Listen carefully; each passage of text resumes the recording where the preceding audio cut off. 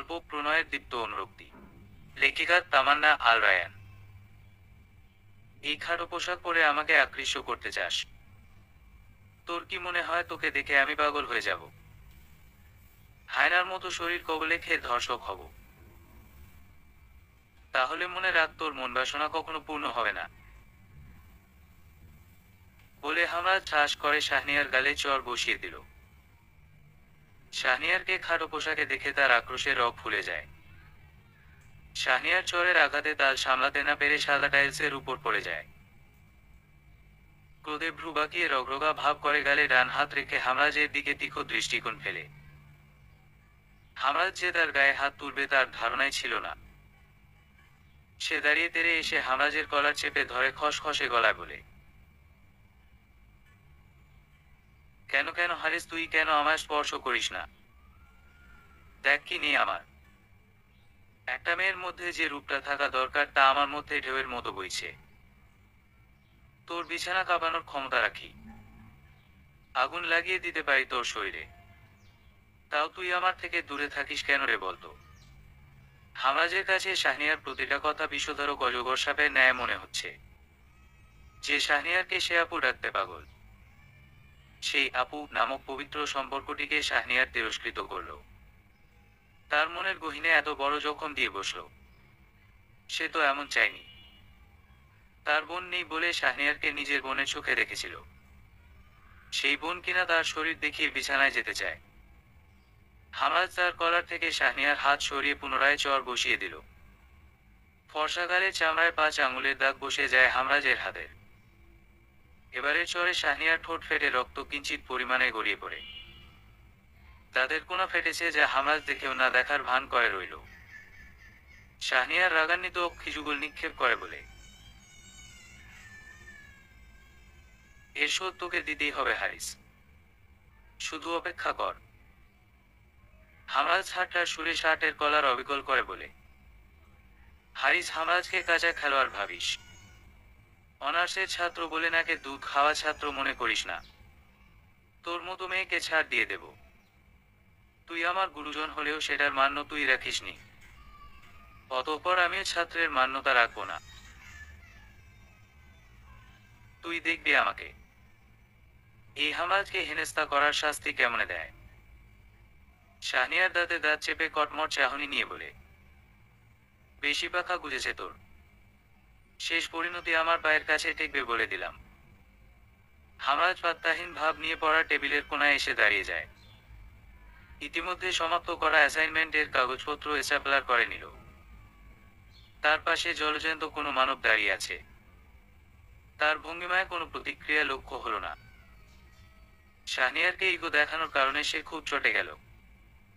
চেঁচিয়ে কিছু বলতে নিবে, এর আগেই হামরাজ কাগজপত্র ব্যাগে গুছানো দশায় বলে, I didn't like any third person in my room. Get lost from here. Shahniar দাঁতে দাঁত চেপে অপমানিত বোধ করল। সোজা রুম থেকে প্রস্থান করে। হামরাজ ছেলেটা নাছোড়বান্দা। সব খেলায় জয়ী হওয়ার ক্ষমতা রাখে। তবে তার মনটা অজান্তে খারাপ হয়ে গেল। ব্যাগ গুছিয়ে রুমের দরজা লক করে বেরিয়ে পড়ে বাসা থেকে। গ্যারেজে এসে বাইকে উঠে বসে হেলমেট মাথায় পরে চাবি দিয়ে বাইক চালু করে রওনা হলো। তার গন্তব্য এই মুহূর্তে একটাই। সেটা হলো নায়াগ্রা নদীর কিনারায়। সেখানে করা রোদেলা দুপুরের সুপ্ত রোদ হানা দেয় জলপ্রপাতের উপর।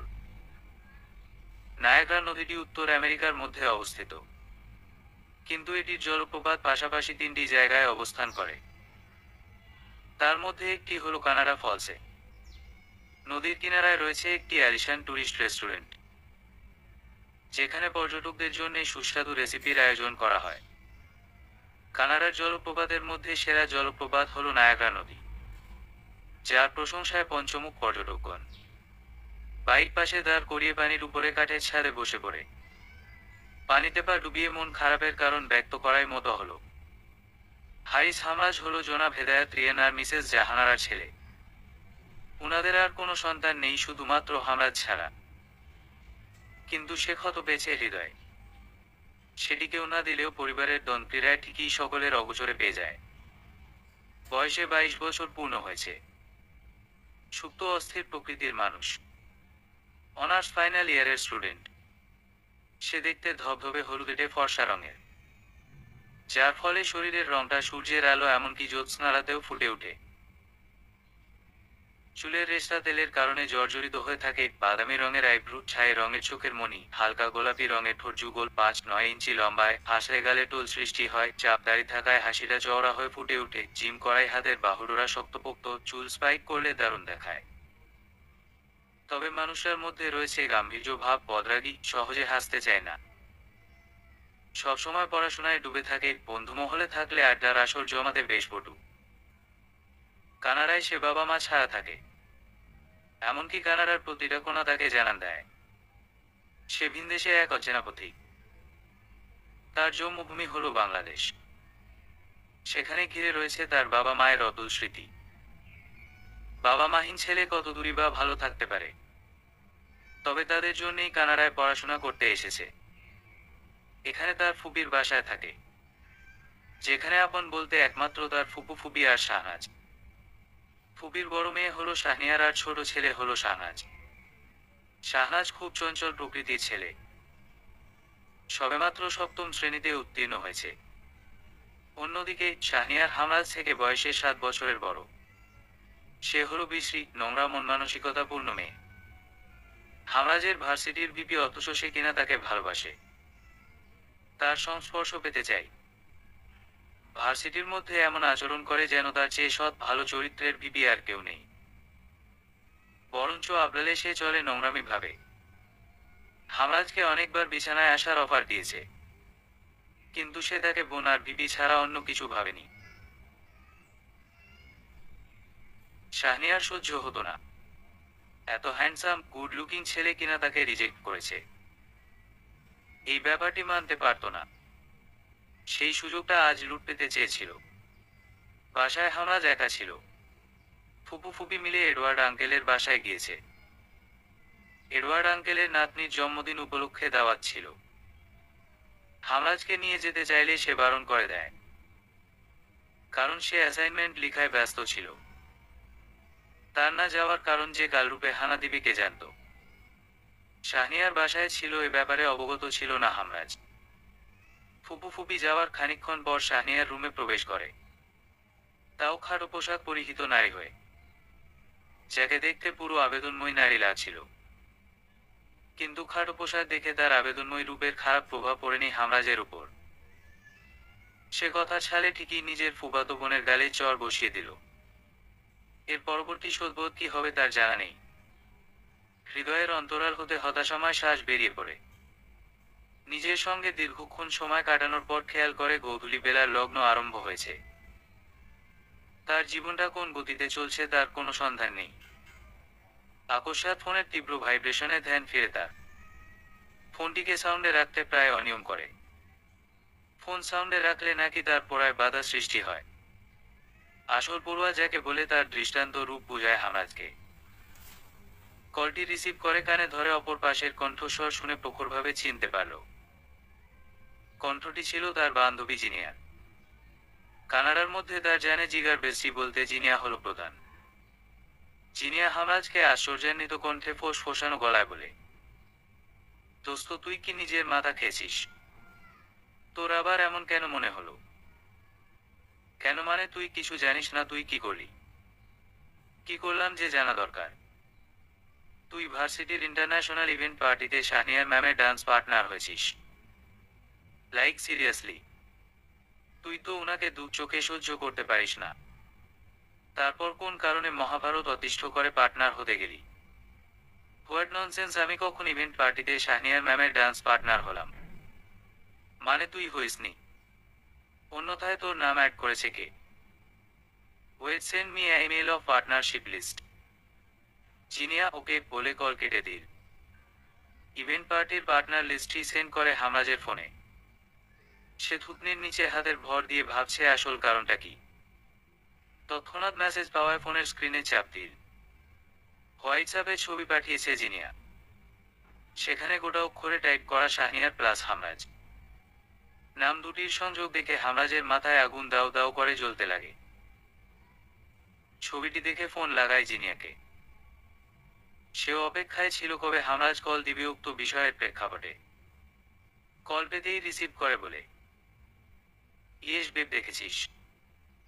হামরাজ গজ দাঁতের সংস্পর্শে শক্তমুখর গলায় বলে, শোন, তোকে একটা কাজ করতে হবে। রেডি? Okay, I'm ready. একটা ভয়েস ক্লিপ পাঠাবো। এর পুরো রেকর্ড আজ ইভেন্ট পার্টির মধ্যে মাইক্রোবক্সে শোনা চাই। জিনিয়া কলের মধ্যে ভ্রু বাঁকিয়ে চিন্তিত সুরে বলে, কিসের clip? Just wait and see. Hamraj জিনিয়াকে একটি ভয়েস ক্লিপ পাঠায়। সেটি জিনিয়া শোনার প্রস্তুতি নেই। হামরাজের কল হোল্ডে রেখে রেকর্ডিং প্লে করে। পাক্কা 10 মিনিট পর সে চিল্লিয়ে ওরে এ করে গলার সুর টান দিয়ে বলে, babe, just unbelievable. Today event gonna be mind blowing. Yeah, that's it. I'm waiting babe. Jinia call রেখে দিল। সে জানে তার কাজ কি এখন। সে বেরিয়ে পড়ে বাসা থেকে রেকর্ডিং স্টোরের জন্যে। হামরাজ বাঁকা হেসে ফোনটি হাতের মুঠোয় ঘূর্ণনশীল দশায় বলে, ডান্স পার্টনার আজ আপনার বাস এনিমিতে পরিণত হবে মিস ভিপি ম্যাম। হামরাজ শয়তানি হাসি ঠোঁটের কোনায় ঝুলিয়ে উঠে পড়ে নায়াগ্রা নদীর ধার থেকে কিছু দূর হেঁটে রেস্টুরেন্টে ঢুকতে যাবে। তখনই তার পা থেমে যায়। সে মুখ তুলে অগ্রে লক্ষ্য করে একটি মেয়ে। পোশাক আশাকে বিদেশি কি দেশি তা অনুধাবন করা কঠিন। তথাপি কঠিনচিত্ত কাজটি অনুমান করে অবগত হলো মেয়েটি বধূবেশে আছে। সে নিজের স্কার্ফ দিয়ে মুখ আচ্ছন্ন করেছে। পরনে সাদা রঙের বধূর আলখিল্লা বিশেষ। আলখিল্লা বিশেষ পোশাকের পিছনে সাদা কালো রং মিশ্রিত পাথর, যা গোধূলির লগ্নতায় সূর্যের ঝাপসা আলোর উজ্জ্বলতায় চিকচিক করছে।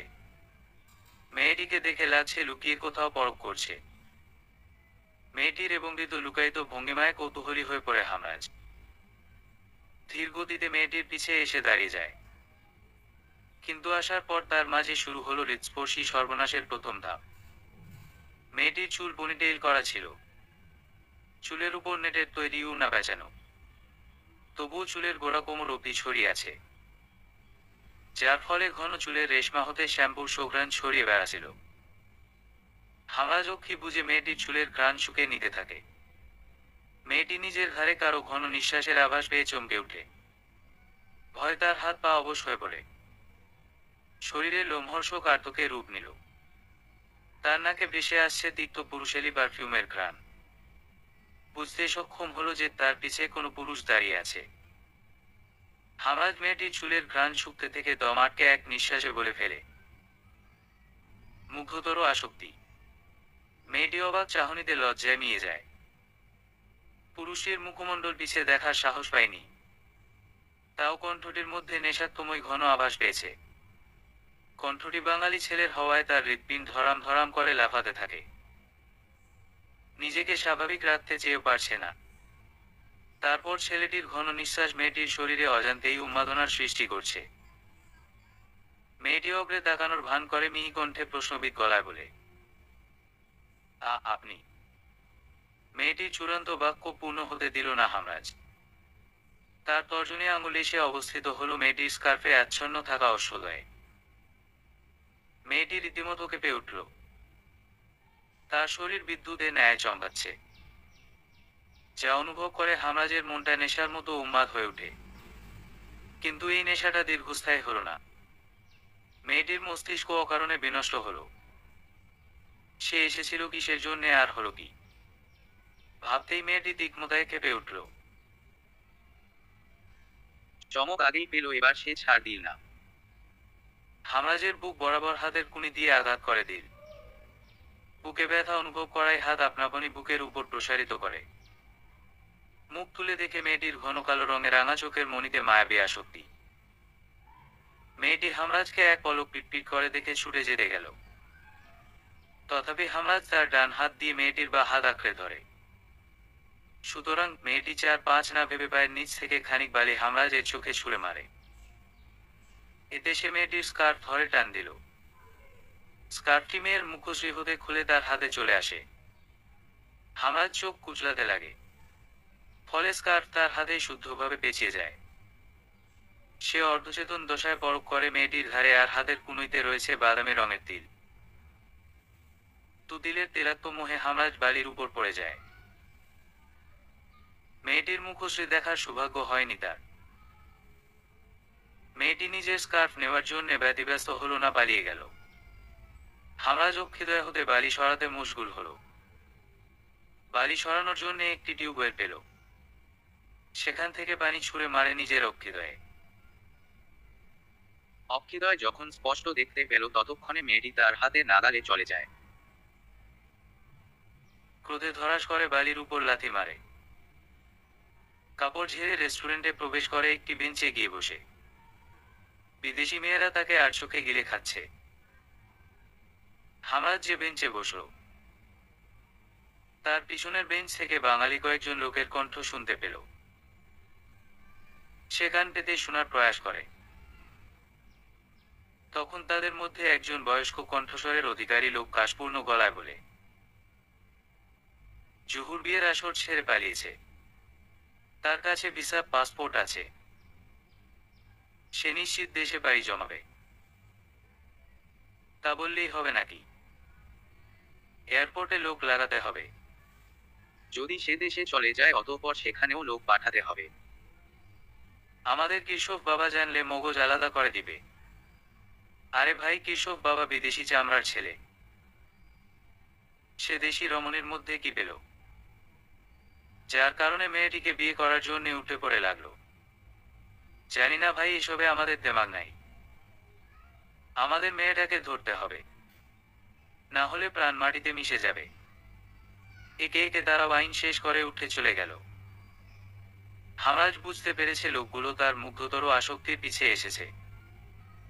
মেয়েটির নাম জুহুর শুনে তার মনে কল্পনাময় হুরানারীর মুখশ্রী ভেসে ওঠার প্রদীপ আরম্ভ হল। সেবাকা হেসে হাতের মধ্যে পেঁচানো স্কার্ফের উপর মুগ্ধতর পলক ফেলে বলে, হায়, শেষমেশ লাভার হয়ে গেলাম। ওহে রমণে, আসছি আমি। মেয়েটির নাম জুহুর শুনে তার মনে কল্পনাময় হুর নারীর মুখশ্রী ভেসে ওঠার প্রদীপ আরম্ভ হল। হারিস বাঁকা হেসে হাতের মধ্যে পেঁচানো স্কার্ফের উপর মুগ্ধতর পলক ফেলে বলে, হায়, শেষমেশ লাভার হয়ে গেলাম। ওহে রমণে, আসছি আমি। রেস্টুরেন্টে বার্গার আর কফি অর্ডার করে। ক্ষুধা দহনে ইঁদুর দৌড়াচ্ছিল তার পেটে। বার্গার শেষ করার মুহূর্তে ঠোঁটের থেকে গড়িয়ে পড়া লাভামোচন দিয়ে বলে, উফ, খাওয়া শেষ না সেখানে মেয়ে পড়াপ কেমনে? তাও আবার দেশি নাকি বিদেশি সিউর না। বার্গারের শেষ অংশ চেটেপুটে খেয়ে ফেলে। টেবিলে উপর সাজিয়ে রাখা পানির বোতল আর গ্লাস নিয়ে গদ গদ করে পানি খেল। সজোরে নিঃশ্বাস ছেড়ে নিজেকে শান্ত করে। ধীরে সুস্থে কফির মগ নিয়ে চুমুক দিচ্ছে আর ভাবছে, তার অক্ষিযুগল জুড়ে যে জুহুর এর আসক্তি ঘূর্ণিপাক খাচ্ছে। হারিসের মুখমণ্ডল দেখেই লক্ষ্য করা যাচ্ছে। সে আনমনে বিড়বিড়িয়ে বলে, মুগ্ধতর হুরায়রা। হামরাজ হারিস নামটির মধ্যে হারিস নামটি বেশি ব্যবহৃত হবে। তবে হামরাজ স্পেশাল কেউ রাখবে, যা গল্পে জানতে পারবেন। হারিস রেস্টুরেন্ট থেকে বেরিয়ে ইভেন্ট পার্টির প্রস্তুতির জন্য বাসায় গেল। সে জানে বাসায় রাগের মাথায় ভাঙচুর করছে সানিয়ার, কিন্তু এতে তার কি? সে নিজের মর্জির মালিক। বাইক থামায় বাসার সামনে, কিন্তু আশ্চর্যজনক নয়নে বাসার গেটের দিকে তাকায়। বাসার ভেতরে কোনো প্রকার আলোক রশ্মির ছিটে ফোটা নেই, বরঞ্চ ভুতুরে বাসা মনে হচ্ছে। এমনকি গেটে যে দারোয়ান থাকে সেও কোথায় আছে আল্লাহ জানে। বাইক গ্যারেজে রেখে ডুপ্লিকেট চাবি দিয়ে দরজা খুলে ভেতরে প্রবেশ করে, দেখে বাতি নিভানো। লুকিয়ে পরখ করার পর সিদ্ধান্তে পৌঁছালো শাহনিয়ার বাসায় নেই। বুকে হাত রেখে দীর্ঘ একটি শ্বাস ছাড়ে। শাহনিয়ার হলো তার কাছে কালনাগিনী, যে কিনা ভালোবাসার ভ ও বুঝে না। উল্টা কেমনে নোংরামি করবে তার ধারণা পুষতে থাকে। হারিস নিজের শার্টের বোতাম খুলে নিজেকে ইজি করে রুমে প্রবেশ করে, পরন্তু প্রবেশদ্বার দরজার বাহিরেই আটকে গেল। তার অক্ষিদয়ের আগুনের শিলা টকবক করছে। নিজের নজর ঘুরিয়ে পিছে তাকায় হারিস। দাঁত কটমট করে রাগান্বিত গলায় বলে, শাহনিয়ার আপু, তোমার লাজ লজ্জা এতটা বেহায়ার পর্যায়ে নেমেছে। নিজেকে বস্ত্রহীন করতে এক সেকেন্ডও ভাবলে না। শাহনিয়ার কাছ থেকে আশানুরূপ উত্তর আসেনি, বরং সে বিষয়টাকে নিজের রূপের বর্ণনার সঙ্গে মিলিয়ে ব্যাখ্যা করে। তোর জন্য তোয়াল পরে শুয়ে আছি। তোর বিছানা ছেড়ে উঠতেই মন চাচ্ছে না। কি করব বল? তুই এতটাই আকর্ষণীয়। তোর বিছানার থেকে যে কড়া সেন্টের গন্ধ আসে, ইস, পারলে তো খেয়েই ফেলতাম। জাস্ট শাট আপ আপু। Just shut up. তোমার এই ধরনের নোংরামি অনেক সহ্য করেছি, আর নয়। এবার তোমাকে আমি বুঝাবো এর ফলাফল কতটা ভয়াবহ হতে পারে। হারিস রুমে এসে দেখে শাহনিয়ার বস্ত্রহীন ভাবে শুধু বিছানার চাদর পেঁচিয়ে শুয়ে আছে। ক্রোধ চেপে বসে তার মাথায়। ভেতরে প্রবেশ করে, কিন্তু রুমের দরজা আটকায় না। চট করে তেড়ে এসে শাহনিয়ার দু হাত পিঠের সঙ্গে দড়ি দিয়ে বেঁধে দিল।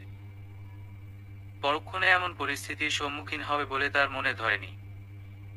নিজের বোকামির জন্য এখন সে নিজেকেই খোঁচা দিচ্ছে। হারিস আক্রোশে পৈশাচিক হাসি দিয়ে বিছানার চৌপাশে কেরোসিন তেল ঢেলে দিল। তেলের আচ্ছাদনে রুমের মধ্যে তেলের ঘ্রাণ কড়াভাবে ছড়াচ্ছে। পকেট থেকে লাইটার বের করে শাহনিয়ার মুখ বরাবর ধরে। সে ঘিমে একাকার। মুখ থেকে কথা বের হচ্ছে না। আলতো অসহায় নয়ন ফেলে আমদা আমদা কণ্ঠে বলে, আইম সরি হারিস, ছেড়ে দাও, আর করবো না এমন। সে বিছানা ছেড়ে উঠে পড়ে। বাঁকা হেসে লাইটার তেলের উপর ফেলে দিল। সঙ্গে সঙ্গে আগুন ধরে গেল। শাহনিয়ার চিৎকার পুরো রুমে গুঞ্জন হচ্ছে। হারিস দু হাত বুকের উপর বুঝে আর চোখে পরক করছে। তার কাছে বিষয়টি পেশাচিক আনন্দজনক লাগছে। শাহনিয়ার আগুন ধরার ভয় জ্ঞান হারায়। তার জ্ঞান হারানোর সুযোগটা লুট পেতে হারিস ফোন বের করে কাউকে কল করে ডাকে। রুমে তেল ছড়ানো স্থানে আগুন এখনো জ্বলছে। সে রুমের বাহিরে অপেক্ষা করছে কাঙ্ক্ষিত ব্যক্তির জন্য। 2-3 সেকেন্ড পর একজন লোক এসে বলে, ইয়েস স্যার, আপনি ডেকেছেন। হারিস লোকটির আপাদমস্তক পরক করে মাথা নেড়ে সায় দিল। গম্ভীর কণ্ঠে বলে, ভেতরে আগুন নিভিয়ে মেয়েটিকে নিজের রুমে রাখার ব্যবস্থা করো। Okay sir. লোকটি শাহনিয়ারকে তার রুমে সেভাবেই ছেড়ে দিল। হারিসের রুমে এসে পানি দিয়ে আগুন নিভিয়ে রুমটি পরিষ্কার করে দিল। রাতারাতি কাজ সেরে যাওয়ায় হারিস লোকটিকে $1000 ধরিয়ে দিল। লোকটি সৌজন্যতার ন্যায় আচরণ করে চলে যায়। হারিস গাম্ভীর্য ভাব নিতে মনে মনে অলায়, আপু তুমি এমন না করলেও পারতে। আজ রাতের ইভেন্ট পার্টি তোমার জন্য ভয়ঙ্কর হবে। যা হওয়ার পর তুমি ঘৃণ্য পাত্রী হিসেবে পরিচিত হবে। I'm sorry. তুমি আমার বোনের মর্যাদা রাখোনি, এর প্রতিফল তোমায় পেতে হবে। শাহনিয়ার শরীর স্পর্শ করতে চায় না বলে হারিস বাসার এক সার্ভেন্টকে কল করেছিল। বিদায় সে এসে বাকি কাজ করে দেয়। রাত 10টা। রাতের এতটা বাজলে গ্রামাঞ্চলে পরিবেশ নিস্তব্ধতায় জেগে থাকে। অথচ দেশ বিদেশের মধ্যে তফাৎ হলো সারা রাত দিন একই রকমের। রাতের 10টা হলেও কানাডার রাস্তায় মানুষের চলাফেরা অগণিত। মার্কেটিং করে অনেকে হাতে হাত রেখে ঘুরছে। এর মাঝে নিজেকে আচ্ছাদিত করে একটি মেয়ে চুরি চুপে পালাচ্ছে। মানুষ আর চোখে তাকে লক্ষ্য করছে। এতে মেয়েটি ভীষণ লজ্জিত বোধ করছে, কিন্তু পরিস্থিতি তাকে বাধ্য করেছে। নিজের মুখচ্ছবিও কাউকে দেখাতে পারবে না। দেখালেই যে তার ধরা খাওয়া নিশ্চিত। অনেকক্ষণ ভেবে কানাডার ইন্টারন্যাশনাল ভার্সিটির সামনে এসে দাঁড়ায়। আলখিল্লার পরিচ্ছেদ শক্ত করে চেপে ধরে বিড়বিড়িয়ে বলে, মনে হচ্ছে এর কোনো পার্টি হবে। তাহলে আমি ড্রেস পাল্টানোর সুযোগ পাবো। সেই সঙ্গে জিনিয়াকে কল করতে পারবো। মেয়েটি নিজের ভাবনা মোতাবেক দৌড় লাগায়। সকলের অক্ষিগোচরে পৌঁছে গেল চেঞ্জিং রুমে। মুখ হাত ধুয়ে নিজের মুখ থেকে বধূর সাজ নষ্ট করে ফেলে সেই পাল্লার উপর বধূর আলখিল্লা খুলে একটি জিন্স আর কালো ফুরোয়া গায়ে জড়িয়ে নিল। আলখিল্লা দেখে তার ছেলের হাসি দিয়ে বলে, জীবনটা নরক করে শান্তি পেয়ে যাবে ভেবো না কেশব। আমাকে পাওয়া আর তোর কাছে সম্ভব না। মেয়েটির অন্তরাল বেয়ে প্রশান্তির শ্বাস ফেলে আয়নার মধ্যে দাঁড়িয়ে খুঁটিয়ে খুঁটিয়ে নিজেকে লক্ষ্য করে। অক্ষিগোটরের ঘন কালো রঙের মণি, আইব্রুর মাঝে বাদামি রঙের আচ্ছাদন, নাকটা হালকা বোঝা আকৃতির, গায়ের রং শ্যামবর্ণ, ওষ্ঠদ্বয়ের মাঝে গোলাপি রংটা হালকা করে ছড়ানো, চুলের রেশতা কোমর অব্দি, উচ্চতায় 5-1 ইঞ্চি হবে, বয়সে কিনা 19-20 হবে। দেখতে ছোট বাচ্চা মেয়ে লাগে, বয়সটা বাড়লেও শরীরে তেজ নেই, বরং শুকনো কোনো কঙ্কাল। তার নিজের রূপ দেখে আলতো হেসে ফেলে সে। চুলের মধ্যে একটি ক্লিপ দিয়ে খোপা করে নিল, ওষ্ঠের মধ্যে ঘন করে গোলাপি রং মিশিয়ে নিল। আয়নায় নিজের প্রতিবিম্ব দেখে আনমনে বলে ওঠে, আজ দেশে থাকলে বাবা দেখে বলতো, বা আমার জুহুর তো লাখো মেয়ের মাঝে এক। বাবার কথা ভেবে তার মনটা বিষাদে রূপ নিল। পুনরায় অশ্বদয় উপর নিচ নাড়িয়ে ফিসফিস করে বলে, জুনাইরা মেহরাব, জুহুর কবে ফিরবি দেশে তুই? এখানে থাকলে কোনো না কোনো একদিন কিশফের হাতে ধরা খেয়ে যাবি। তোকে এই অঞ্জনঞ্জার পূর্ণ দেশ থেকে বের হতে হবে। তার জন্য জিনিয়াকে চাই। জুহুর ব্যাগ থেকে ফোন বের করে জিনিয়ার নাম্বারে কল দিল। জিনিয়া ইভেন্ট পার্টির মধ্যে হারিসের জন্য অধীর অপেক্ষায় বসেছিল। কল আসায় পরক করে আটকে ওঠে। তার মনটা খুশির সাগরে বয়ে গেল। কল রিসিভ করে ফুপিয়ে কেঁদে বলে, মাই কাজ কোথায় তুই? জানিস তোকে না পেয়ে দীর্ঘ 1 মাস কিভাবে কেটেছে। আব্বু আম্মু শান্তিতে ঘুমোতে পারিনি। পুলিশদের কাজে লাগিয়ে দিয়েছিল, কিন্তু প্রতিবার আশা নিঃশ্বাসায় রূপ নিত। কই ছিলি তুই? Jinia, I am sorry. এতদিন কিশোর আমায় আটকে রেখেছিল। সে বিয়ে করতে চাইছে, কিন্তু আমি ওই জানোয়ারকে কোনোভাবেই বিয়ে করতাম না। তাই লাইফ রিস্ক নিয়ে ভার্সিটির মধ্যে পৌঁছেছি। জিনিয়া হতবাক কণ্ঠে বলে, কি কিশোর রাবিশ ডোক কিনা তোকে বিয়ে করতে চাই? কি যে সার্চে ব্লাডি গাই, তার তো গলায় ফাঁসি দিয়ে মরা উচিত। তুই কোথায় এখন এটা বল? কোন ভার্সিটিতে? আমি জানি না, শুধু মনে পড়ে ইন্টারন্যাশনাল ইভেন্ট পার্টি লেখা ছিল সাইনবোর্ডে। এখানে চেঞ্জিং রুমে আছি। জিনিয়া খুশিতে উৎফুল্ল হয়ে বলে, মাইন্ড ব্লোয়িং, একদম রাইট প্লেসে আছিস।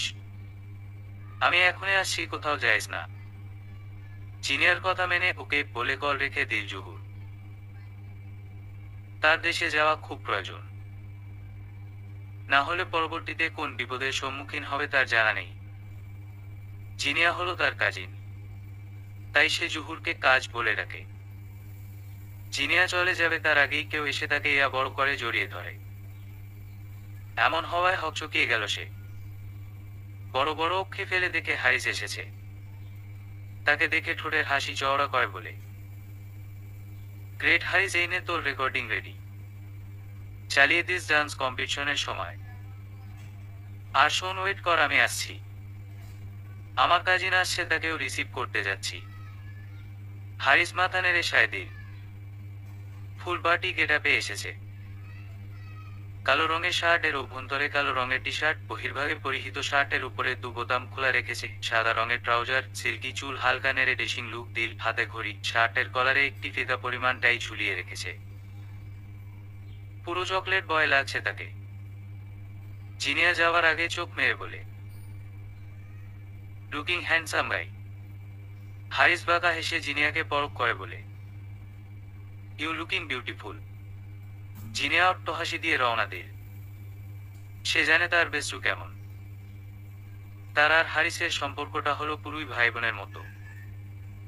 হারিস বোনের নজরে কম, বন্ধুত্বের নজরে বেশি দেখে। জিনিয়াও একই ভঙ্গিতে চলে, এর বেশি ইন্টেনশন নেই। জুহু চেঞ্জিং রুমে অপেক্ষা করতে করতে হাঁপিয়ে গেল, কিন্তু এখনো দেখা পেল না কাঙ্ক্ষিত ব্যক্তির। সে রুমের দরজা খুলে যেই না বের হবে, তার আগে কোনো এক ব্যক্তির সংস্পর্শে লেগে যায়।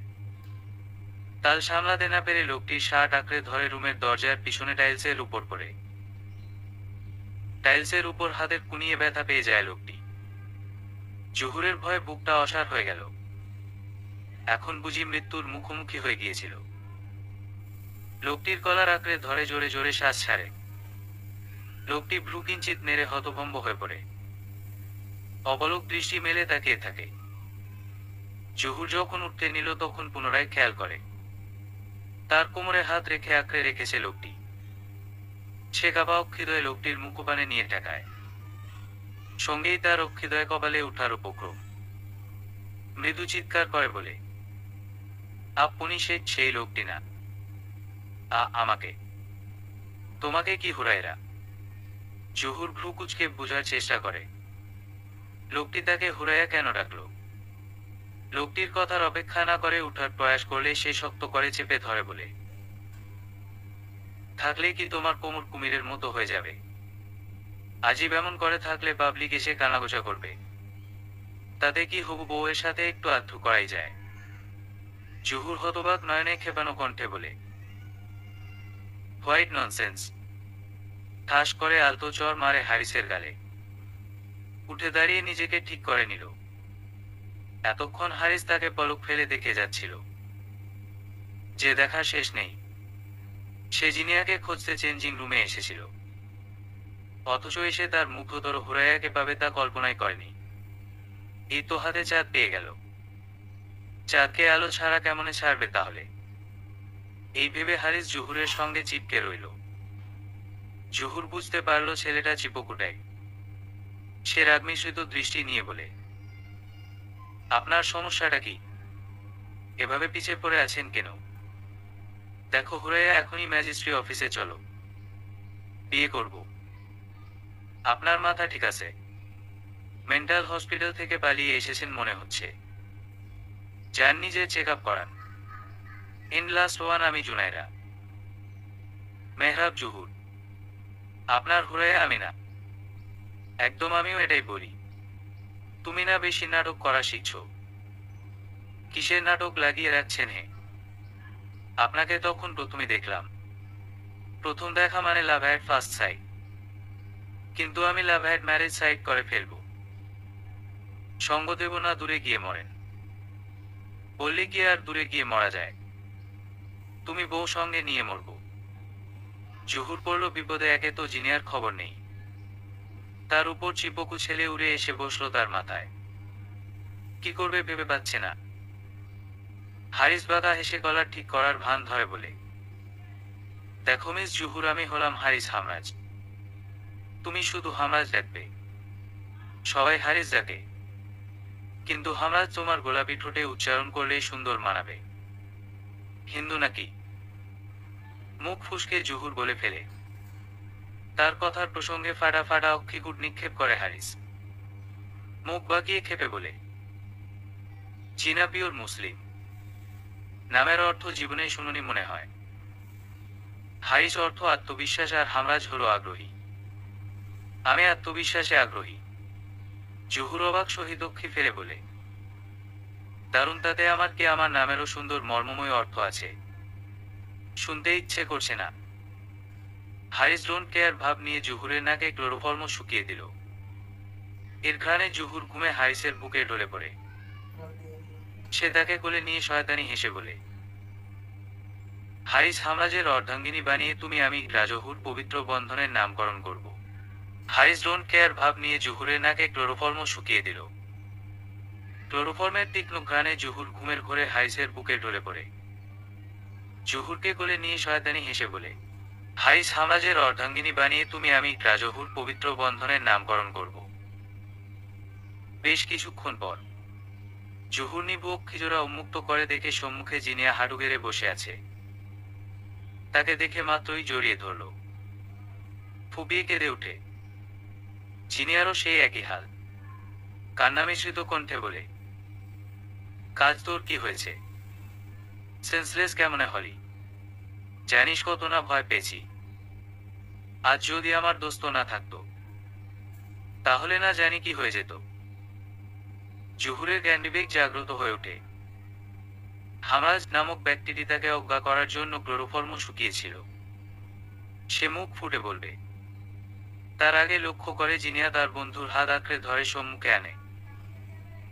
তাকে দেখে অক্ষিকোটর হয়ে গেল জহুরের। সে মুখ ফুলিয়ে বলে, জিনিয়া এই তোর দোস্ত, যে কিনা মেয়েদের কিডন্যাপ করে? জিনিয়া হতবাক কণ্ঠে বলে, আর ইউ কিডিং কাজ? এই হারিস হামরাজ যে ভার্সিটির মধ্যে টপার ইনোসেন্ট বয়, তার কি লাভ মেয়ে কিডন্যাপ করে? তুই বুঝবি না, আর খবরদার ওর থেকে দূরে থাক। এবার হারিস চুপ রইল না। সে রাগান্বিত কণ্ঠে বলে, এই মোডাম আপনাকে পাগল কুকুরে কামড়িয়েছে। সেই কবে থেকে আজ হুবি বকে যাচ্ছেন। আমার বেস্টির কাজিন বলে ছাড় পেয়েছেন, না হলে চর একটাও কানের নিচে পড়তো না। জহুর অবগত হলো বকনিটা তার জন্য ওয়ার্নিং ছিল, তাও বিষয়টা তোয়াক্কা না করে বলে, আপনি আমায় অজ্ঞান কেন করেছিলেন বলুন না হলে। জহুরের বাক্যের পূর্ণতা হলো না। তাদের কানে ভেসে আসে হলো রুমের হইচই সরসভা। ইভেন্ট পার্টির অ্যানাউন্সমেন্ট শুরু হয়েছে। তিনজনের অক্ষিগোচরে শাহনিয়ার ভাব নিয়ে টিচার্স রুমে প্রবেশ করে। হারিস বাঁকা হেসে মনের মধ্যে আওলে নেই, যত ভাব নেওয়ার নিয়ে নেন না। কিছুক্ষণ পর সেই ভাব কোথায় ওরাল দিবে তা নিজেও জানবেন না। জিনিয়ার দিকে হারিস বাঁকা হাসি ঠোঁটের কোনায় ঝুলিয়ে রেখে কাজের জন্য যেতে ইঙ্গিত করে। জিনিয়া পরিলক্ষিত ইশারা বুঝতে পেরে চলে যায়। জহুরও পিছু নিতে গেলে পুনরায় তার হাত আঁকড়ে ধরে টান দিল। জহুর এসে পড়ে হারিসের বুকের হৃদ মাজারে। সেই স্থানে জহুরের নরম তুলতুলে হাতের স্পর্শ লেগে যায়। জহুর ভ্রু কিঞ্চিত নেড়ে ঠেসমার্কা ভাব নিয়ে বলে, এখন আসলেন নিজের রূপে। জিনিয়ার সামনে খুব অপরিচিত ভান করেছিলেন। But now you came to get me a favour. হাত ছাড়েন না হয় চিৎকার করব। করো। একরোখা ভাব নিয়ে হারিস বলে উঠে। আসলে হারিস ঠিক কাজী অফিসে নিয়ে যেত, যদি না জিনিয়া রুমে এসে পড়ত। জিনিয়া আসার পথে তার ক্লাস ফ্রেন্ডের ডাকে আটকা পড়েছিল, বিধায় চেঞ্জিং রুমে পৌঁছাতে দেরি করে ফেলে। যখন আসে তখন হারিসের কোলে জহুরকে দেখে সন্দেহ করে। কাছে গিয়ে কিছু বলার আগেই হারিস দেখে বলে, মেয়েটা জ্ঞান শূন্য অবস্থায় পড়ে রয়েছিল। তখন নিজের সন্দেহ মাথা থেকে ঝেড়ে ফেলে বলে, মেঝের উপর রাখো, একে আমি চিনি। আমার কাজিন হয়। পুরোপুরি কথাগুলো ভেবে হারিস হতাশার শ্বাস ফেলে, কিন্তু হাত যুগল একইভাবে চেপে রেখেছে। জহুরের কথা তার কর্ণপাতে সহজে হয়নি। মনে করে সে দাঁতে দাঁত খিচে কটমট চাহনি ফেলে বলে, দেখেন, একে আপনি আমায় অজ্ঞান করে ঘোর অন্যায় করেছেন। তার উপর অপহরণ করতে চেয়েছেন, যা দ্বিতীয় অন্যায় করছেন। উপজিনিয়ার জন্য অপহরণ করা হলো না, না হলে আজই ফট করে বেশাদি করে ফেলতাম। বাসায় গিয়ে মমকে বলতাম, দেখো তোমার বৌমাকে অপহরণ করে বিয়ে করে নিয়ে আনলাম। কিন্তু এই বেস্টিটা আমার সিরিয়াস কাজে সর্বদা বিঘ্নিত ঘটাতে প্রস্তুত থাকে শালীর ঘরে শালী। জহুর বুঝতে পারছে না লোকটা কি পাগল, নাকি পাগল হওয়ার জন্য অপেক্ষায় আছে। হারিস তার অবাক শহীদ অক্ষিগোড়কে আরো দৃঢ় করার জন্য ফট করে অশ্রু মিলিয়ে দিল। জহুর নিজেকে জ্ঞানশূন্য মনে করতে লাগে। অক্ষিদয়ের সম্মুখে এত বড় ধাক্কা যে খাবে, তা সে ভাবতেও পারেনি। শরীরের প্রতিটা লোম খাড়া হয়ে গেল। অপ্রত্যাশিত কাণ্ড ঘটলে যেমন মানুষ বাক্রুদ্ধ হয়ে যায়, তেমনি জহুরের কাছে প্রথম মানুষের সংস্পর্শের ছোঁয়া হলো হারিস নামক ব্যক্তি। এই মানুষের সংস্পর্শ যত পাচ্ছে বিরক্তবোধ সৃষ্টি হচ্ছে। শুধু যে বিরক্তবোধ তা নয়, বরং ব্যর্থ এক প্রকার রাগও উদয় হচ্ছে। এর চেয়ে বড় কথা হলো, কেউ যদি এখন দেখে তাহলে নিশ্চিত বয়ফ্রেন্ড গার্লফ্রেন্ড ভাববে। জহুর সজোরে ধাক্কা দিল হারিসকে। জহুরের কাছ থেকে ছাড়া পাওয়ায় খানিক দূরে গিয়ে ভেজা ওষ্ঠের উপর হাত প্রসারিত করে বলে, টেস্টটা কিন্তু দারুণ, পুরুষ স্ট্রবেরি ফ্লেভার। জহুর বোকা বনে গেল। তার কান থেকে গরম ধোঁয়া বের হচ্ছে মনে হলো। সে ঠোঁট বাঁকিয়ে অক্ষিদয় নিমিলিত করে দম আটকে বলে, সমস্যা কি আপনার? অসভ্যতামি করছেন কেন? চিনেন আমাকে? না জেনে শুনে আমার পিছে লেগে পড়লেন। জুনায়রা মেহরাব জহুর মধ্যবিত্ত পরিবারের মেয়ে, যার বাবা আহসান মেহরাব গার্মেন্টসে চাকরি করেন। মা হারা মেয়ে তুমি। বাবা খুব কষ্টে বড় করেন মেয়েকে। মেয়ের ইচ্ছে ছিল কানাডা পড়ার। বাবা ওমত করেননি, মেয়েকে পাঠিয়ে দিলেন। তার উপর কানাডা এসে কেশব নামের এক ব্লাডি ডগের সঙ্গে পরিচিত হলে। এই পরিচয়ে কোনো সাধারণ পরিচয় রইল না। কেশব মেন্টাল হয়ে গেল তোমার প্রতি মোহতায়।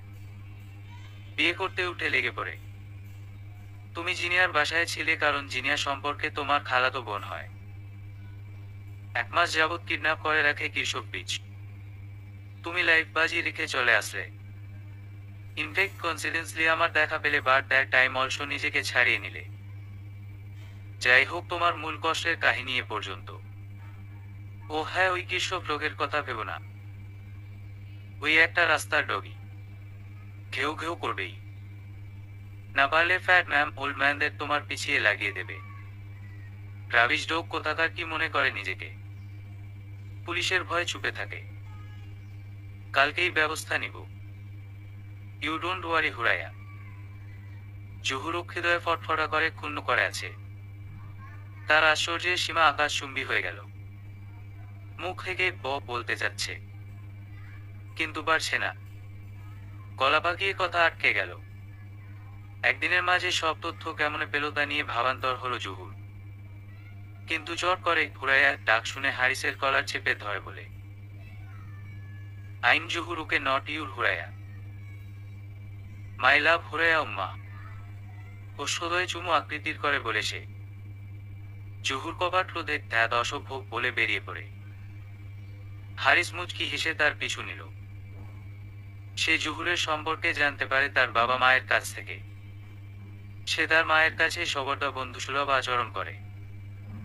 বাবা আছেন ব্যবসার কাজ সামলাতে, কিন্তু হারিসের সঙ্গে ওনারও বেশ ভাব রয়েছে। জহুরের কথা তার মাকেই সব প্রথম জানায়। তার মা জহুরের জায়গা সম্পর্কে জানতে চাইল, যা হারিসের অবগত ছিল না। কিন্তু কি ভেবে যেন তার মা তড়িঘড়ি বলে উঠে, বাবা জুনাইরার কথা বলছিস নাকি? হারিস শুনে আশ্চর্যময় ঠোঁট ভিজিয়ে মিহি কণ্ঠে বলে, কে জুনাইরা? কে আবার তোর জহুর? কি বলবে শুদ্ধভাবে বুঝিয়ে বলো না। তার মা সবটা জানায়। জহুরের বাবা হলো হারিসের বাবার অফিসের এক বিশ্বস্ত কর্মচারী। তিনি কিনা বাবার কাজে সবর্দা সততার সঙ্গে কাজ করেন। তার এক মেয়ে ছিল যার নাম জুনাইরা। জহুর বলেছিলেন, মায়ের কথায় সে আশার আলো দেখতে পায়। খুশিতে আত্মহারা হয়ে সে উৎফুল্ল কণ্ঠে বলে, মা বিয়ের প্রস্তাব দাও। জহুরকে চাই তোমার বৌমা বানিয়ে আনতে। শেষ কথাটি একটু লাজুক কণ্ঠে বলায় তার মা হেসে দিলেন। তিনি হাসিমুখী কণ্ঠে রাজি হলেন। হারিস সেই সুযোগটার লুট পেতে জহুরের সম্পর্কে অবগত হয়ে যায়। এমনকি তার কিছু ছবিও মায়ের কাছ থেকে নিয়ে নিল, যে ছবিগুলো জহুরের বাবা হারিসের মাকে দেখিয়েছিল। ছবি পেয়ে সারারাত ছবিতে মগ্ন থাকতে পারবে ভেবে নিজেই আহ্লাদে হেসে ওঠে। হলো রুমে জহুরের পাশে এসে দাঁড়িয়ে গেল সে। ভাবনার বিচ্ছেদ ঘটিয়ে সেই ভাবনাকে রূপান্তর করতে চায় সে।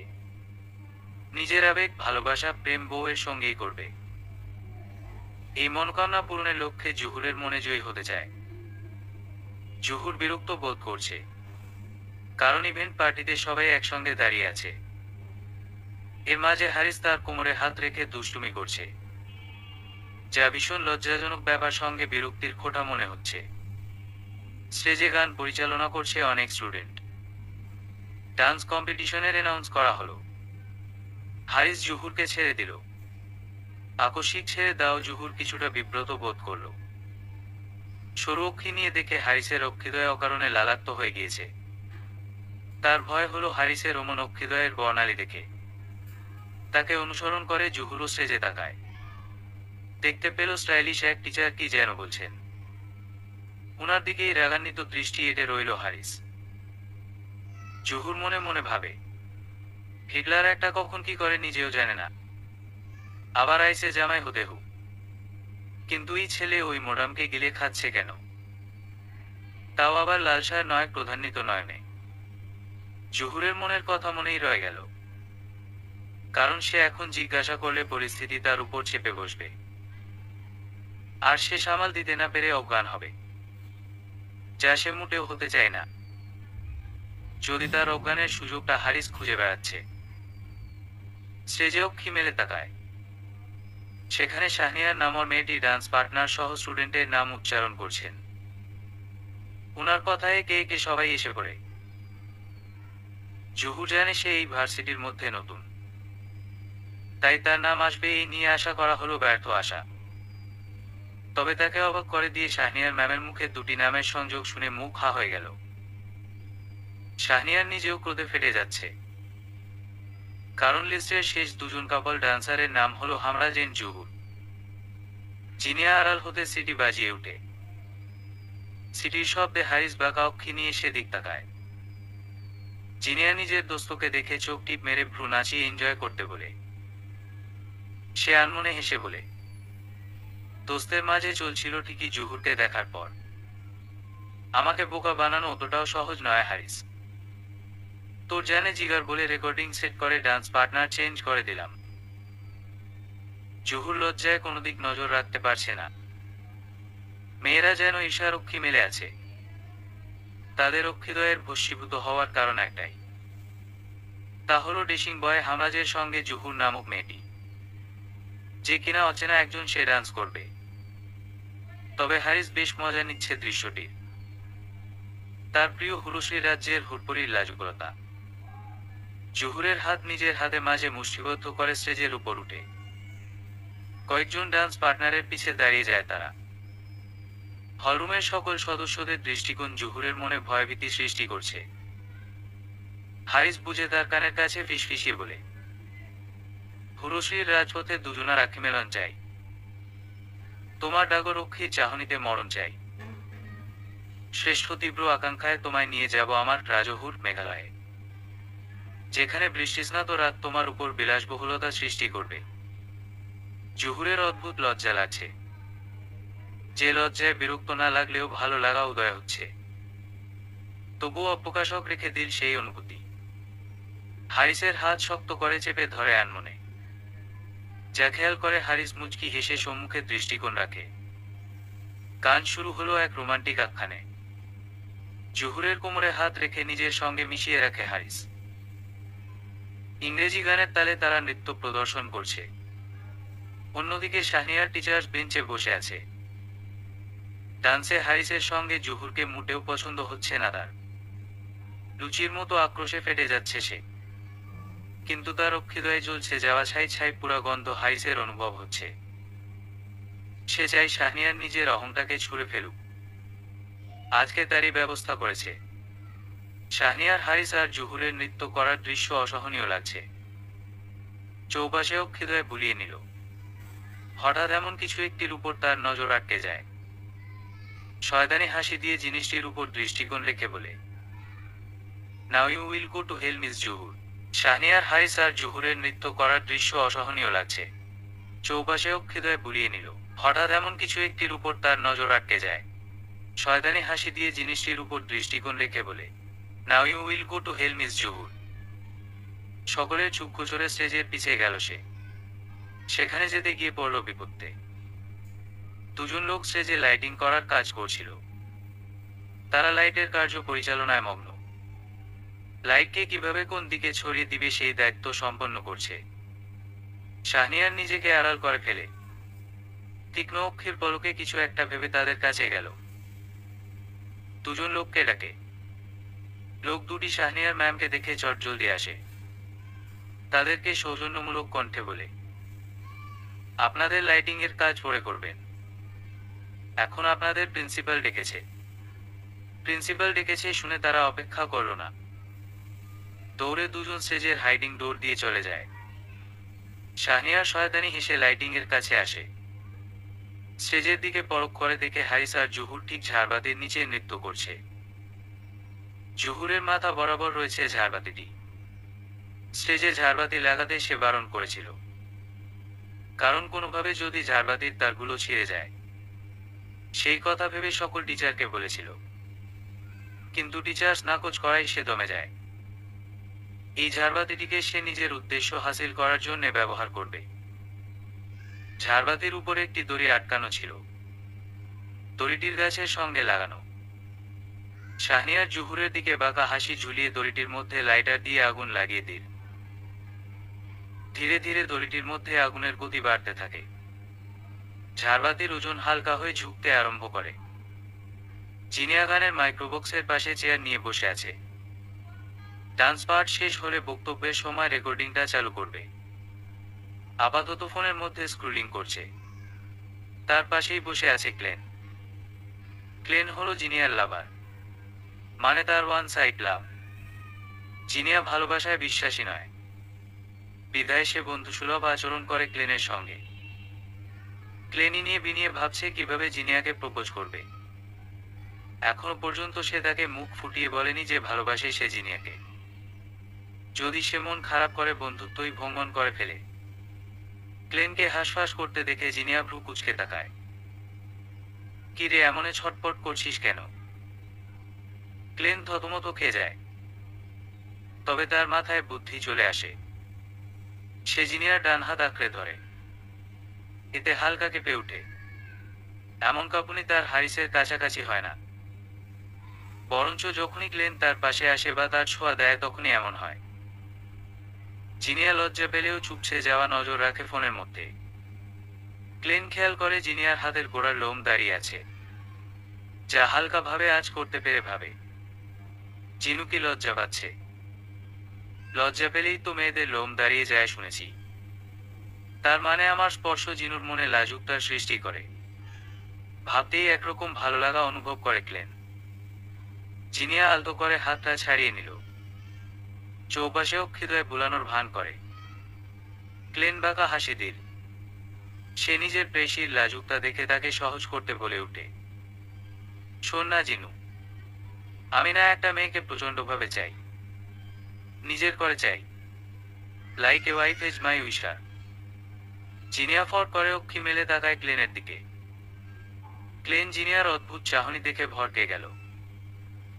সে যা শুনেছে তা সঠিক কিনা বিশ্বাস হচ্ছে না জিনিয়ার। তার প্রিয় মানুষটি কিনা কোনো মেয়েকে পছন্দ করে। কথাটি ভেবে সে অক্ষিদয় নিচু করে নিল। ফোনের মধ্যে নজর রেখে বলে, ঘুমতাতে আমি কি করব? ক্লেন জিনিয়ার আহত কণ্ঠ শুনে মুচকি হেসে বলে, ভাবছি তাকে প্রপোজ করব, কিন্তু ভয় বলতে পারছি না। ভয় কেন পাচ্ছিস? তুই ভুল কিছু করিসনি। ভালোবাসা হলো পিওর দুটি সত্তার পরিপূরকতা। এক ধরনের প্রতিজ্ঞা তাদের মাঝে বদ্ধ হয়, যেটির মূল উত্তর হলো একে অপরের জন্য সর্বদা প্রস্তুত থাকা। জিনিয়ার কথা শুনে ক্লেন বলে, তাহলে বল প্রতিজ্ঞাবদ্ধ হতে রাজি। জিনিয়া ভস্মীভূত অক্ষি মেলে ক্লেনের দিকে তাকায়। চট করে ক্লেন চোখ মেরে দিল। জিনিয়া ভেবাচেকা খেয়ে গেল। সে নজর সরিয়ে আমদা আমদা করে বলে, মানে কি বলতে চাস? বুঝিস না। ক্লেন জিনিয়ার হাত শক্ত করে চেপে ধরে নিজের মুখোমুখি নিয়ে আসে। এতটা কাছে আসায় জিনিয়ার দম আটকে গেল। ঘন নিঃশ্বাসের প্রসার শুরু হলো, যার গরম নিঃশ্বাস উপচে পড়ছে ক্লেনের মুখের উপর। ক্লেনের ভেতর উত্তেজনা জাগ্রত হয় জিনিয়ার কম্পিত মুখশ্রী দেখে। কিন্তু কি ভেবে যেন জিনিয়ার কপালে ভালোবাসাময় পরশেকে ঠিকভাবে বসে পড়ে। জিনিয়া ভেবেছিল ক্লেন তার ওষ্ঠের উপর অধিকার খাটাবে।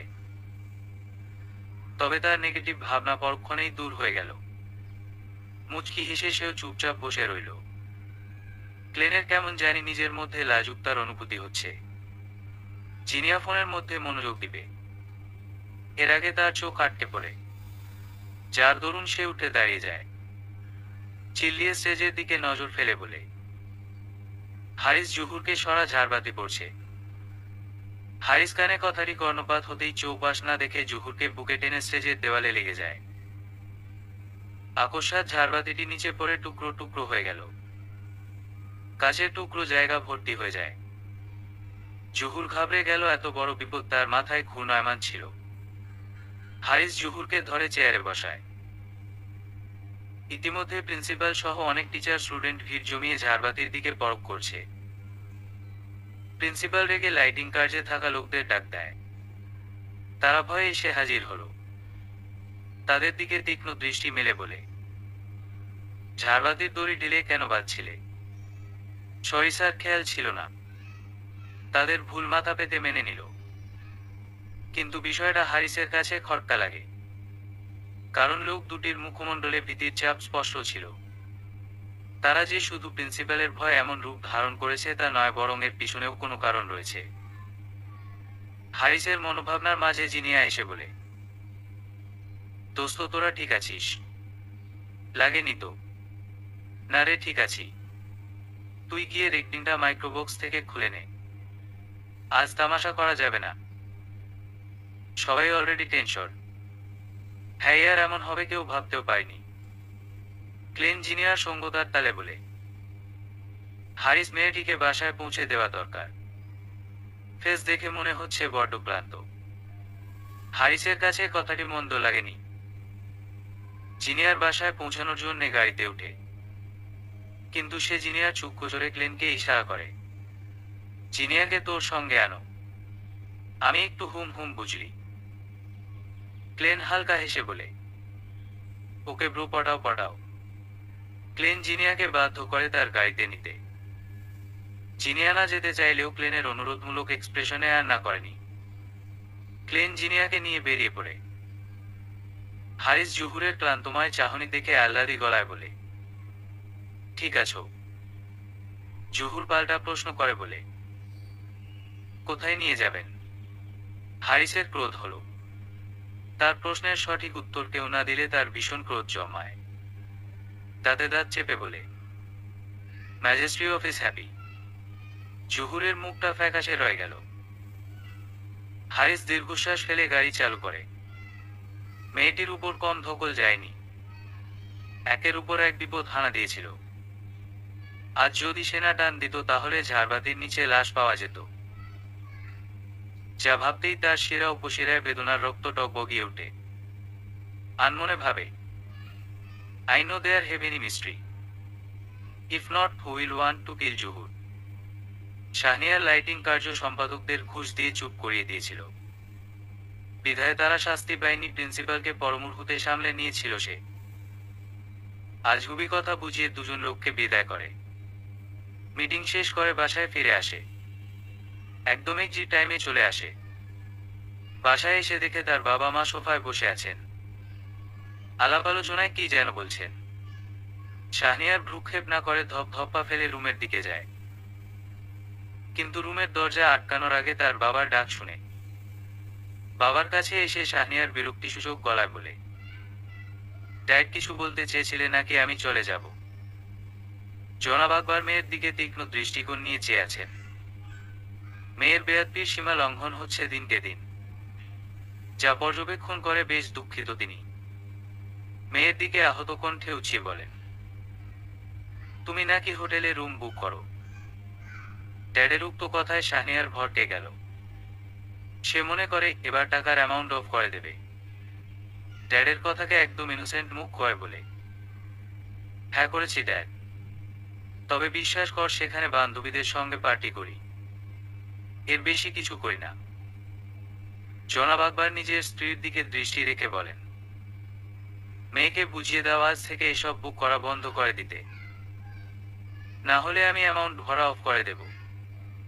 ড্যাডের কথাগুলি শাহনিয়ার মস্তিষ্কে আগুনে কি ঢালার মতো লাগছে। সে মিসেস খাদিজার দিকে চেঁচিয়ে বলেন, মমডারকে বুঝাও প্লিজ। আমার বান্ধবীরা সবাই বুক করে এনজয় করে, আমারও ইচ্ছে করে। দেখ তোর বাপে বলে দিল, তাহলে মনে রাখো এর বিপরীত করলে চাপ তোর ভারী পড়বে। শাহনিয়ার নিজের মনের ঝগড়াটে লক্ষণ চুপিয়ে রুমে গেল। ধরাম করে দরজা আটকে পায়চারি করতে শুরু করে রুমের মধ্যে।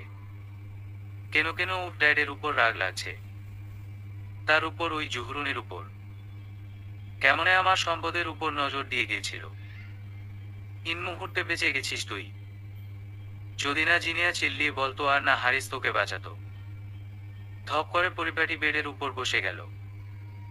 সন্দেহপ্রবণ ভঙ্গিতে মনের মধ্যে আওলে নিল, হারিস মেয়েটাকে কেন বাঁচালো? কি হয় তার? আগে কখনো দেখিনি মেয়েটাকে। নানান রকম প্রশ্ন তার মনে ঘর বাঁধতে লাগে, যার জবাব হারিসই দিতে পারবে।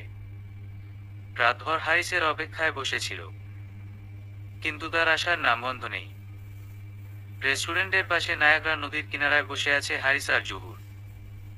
জোনাকি পোকার পিছিল বাতিতে জ্যোৎস্নাময় রাতে উপভোগ করছে। উপভোগ করার সুযোগটাও দিয়েছে হারিস। তাদের রয়েছে এক প্লেট চিংড়ি ভর্তা। হারিসের ভর্তা খেতে বেশ পছন্দ। তার সঙ্গে সায় দিয়ে জুহুরও খেতে চায়। ফলে সে 2 প্লেট চিংড়ি ভর্তা নিয়েছে। জুহুরের প্লেট এখনো হারিসের পাশে রাখা। আর জুহুর মেয়েটি স্নিগ্ধময় হয়ে ঘুরছে আকাশপানে চেয়ে। তার গলার স্কার্ফ ধুমকো বাতাসে ন্যায় উঠছে, যার ফলে তার ঘাড়ের আর হাতের কুনিয়ে থাকা বাদামি তীর উপচে লক্ষণ হলো। হারিসের মুখ থেকে এমন স্নিগ্ধ নারীর প্রতি একটি নামে মুখে এলো, হুরায়া। জুহুরের কানে শব্দটি পৌঁছায়।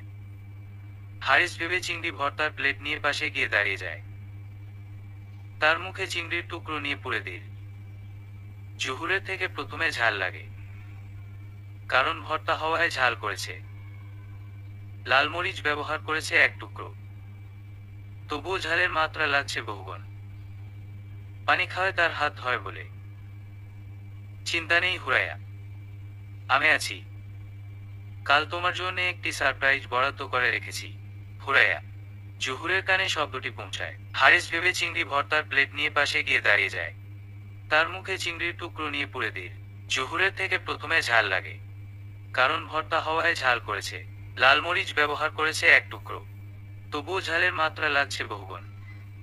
পানি খাইয়ে তার হাত ধয় বলে, চিন্তা নেই হুরায়া, আমি আছি। কাল তোমার জন্য একটি সারপ্রাইজ বরাদ্দ করে রেখেছি।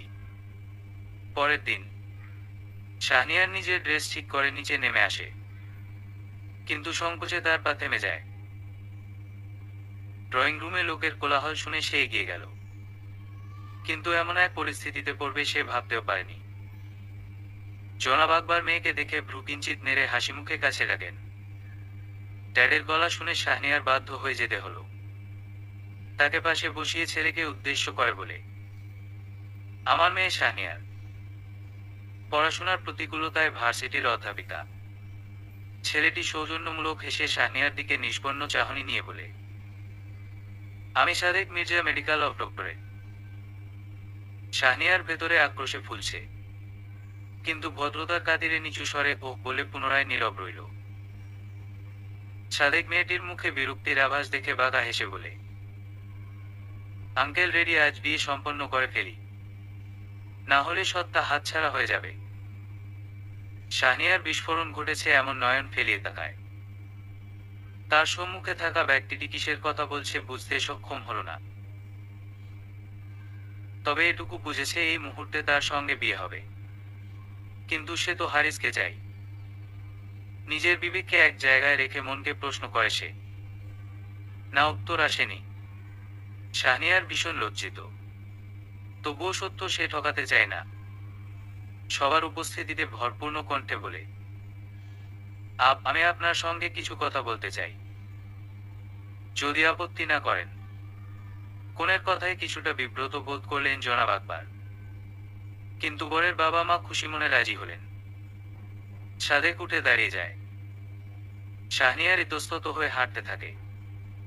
রুমে এনে দরজা আটকে দিল। সাদেক কিছু বলেনি, শুধু হবু স্ত্রীর কার্যকলাপ দেখছিল।